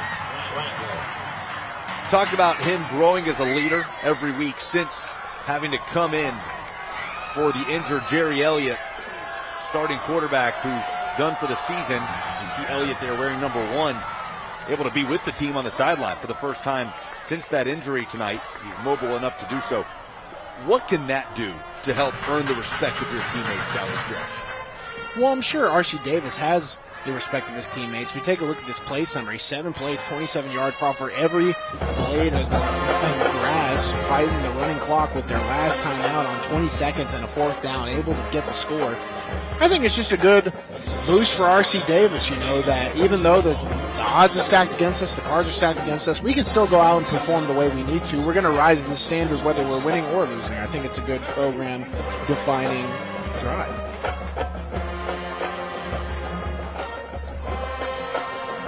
So Wharf will boot it back to the Blackman Blaze. And that will likely be it for tonight. As Blackman will improve to 6-1 on the season. Stewarts Creek will head into the bye week at 3-4.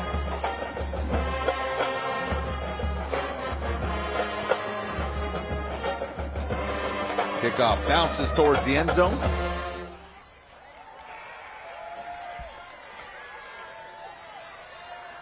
Blackman Blaze, 28 first quarter points. That's what created the separation in this one, and they did not relinquish that advantage even after a scoreless second and third quarter.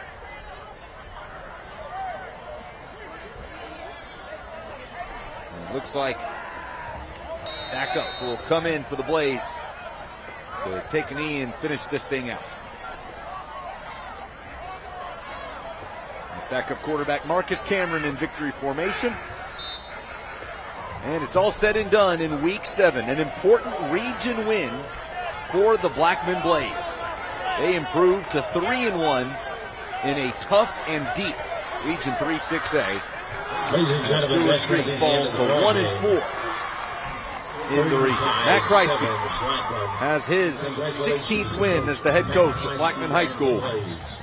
And that's a team, Bruno, that can make some noise in the postseason. Absolutely. They've had a consistent season. They're going to have some things to work on after this. In the first quarter, it looked like, hey, we were going to run away and, really put on a clinic here. But there were some things that showed that they could definitely work on. So coaching points for both of these teams going into the rest of their season. October the 17th. October the 17th. This is going to be a homecoming right here.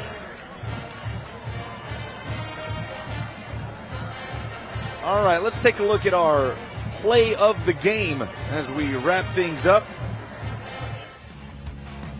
Sponsored by the Tennessee Army National Guard. And it came in the fourth quarter. The exclamation point on a 35-7 victory for Blackman. Javion Elliott escaping the pressure and saying, I'll do it myself. 87 yards to the house. Odor coming up with the block after a pair of touchdowns. That was sort of his, I guess that was him paying Elliott back for all the, all the reps he got in the first quarter.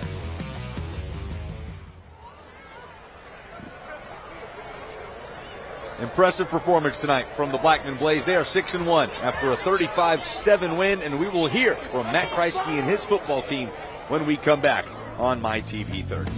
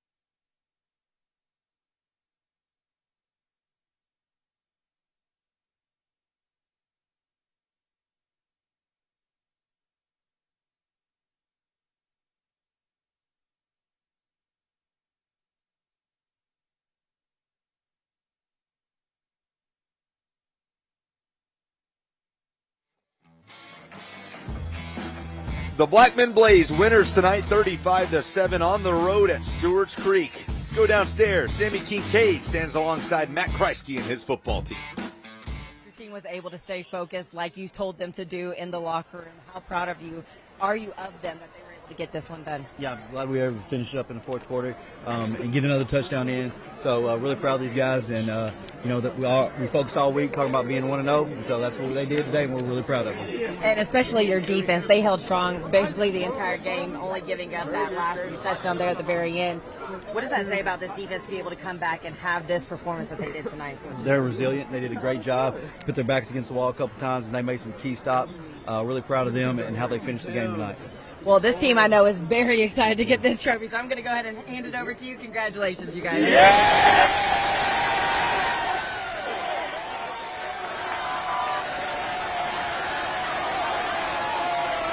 And that is how 6-1 feels for the Blackman Blaze.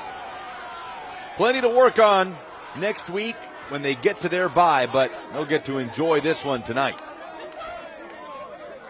Let's look at our player of the game after a dominant performance from Blackman in region play. Presented by UA Local 572, and it's not often that a receiver gets this award, making all of his catches in the first quarter, but that's the case tonight for Brylan Odor. 3 catches, 94 yards, 2 touchdowns, including this 69-yarder to open the scoring. Yeah, he had the big highlight catch. That could end up on our national highlights as we go into next week, so we'll see. But a great job by Odor. He also laid a block late in the game to put Blackman over that 30-point mark and get him into the running clock. So we watch right here with the fade ball, too. He was a physical mismatch all night for the Stewarts Creek defense. Rylan O'Dour, a bright future, the junior receiver for Blackman High School. A big part of a 35-7 win. As the Blaze pick up an important region victory, moving to 6-1. Stewarts Creek is 3-4. And it's been fun here on this Thursday night in Week 7. Hope you'll join us next week on MyTV30 as we return to Friday night, October 10th. A D2 East Region showdown with the Ensworth Tigers heading to CPA to take on the CPA Lions. Friday Night Rivals coverage begins at 7 p.m. right here on MyTV30 Sports. Wrapping up this one tonight, Stewarts Creek finding a little more life on offense in the second half, but if you're Blackman, beyond the penalties, 11 for 91 yards, hard to be upset with what you showed tonight. The balance on offense, 138 in the air, 134 on the ground. I thought there was a lot left to be desired, though. 2 turnovers by Stewarts Creek really did them in that first quarter, and it was just so hard to overcome that. The turnover margin is the most important stat in football. You win that, you have a great chance to win the game. But 272 yards, I thought Blackman left a lot to be desired on the field. Well, they are 6-1, and they'll head into the fall break, out here in Rutherford County before they finish out the final 3-game stretch of the regular season. But like we said, we are back at it for a massive showdown tomorrow, or a week from tomorrow, rather, as Ensworth heads to CPA. All of us would like to take a moment to thank the wonderful sponsor partners, the Tennessee Army National Guard, UA Local 572, and Sonic, who through their contributions to the program make these games possible for you viewers at home. We'd also like to thank our other great sponsor supporters for their contributions to our 2025 Friday Night Rivals telecasts: the United States Navy, BMC Metalworks, Bart Durham Injury Law, South College, Wilson Bank and Trust, Western Kentucky University, and Josh Houston and Associates. And we would especially like to thank tonight's participating high schools and their administrators for their continued support. Blackman High School and our host, Stewarts Creek High School. From our partner Bruno Reagan, Sammy Kincaid down to the field, our entire crew, I'm Lucas Panzica saying goodnight. Thanks for being with us. Final score from Stewarts Creek: Blackman 35, Stewarts Creek 7.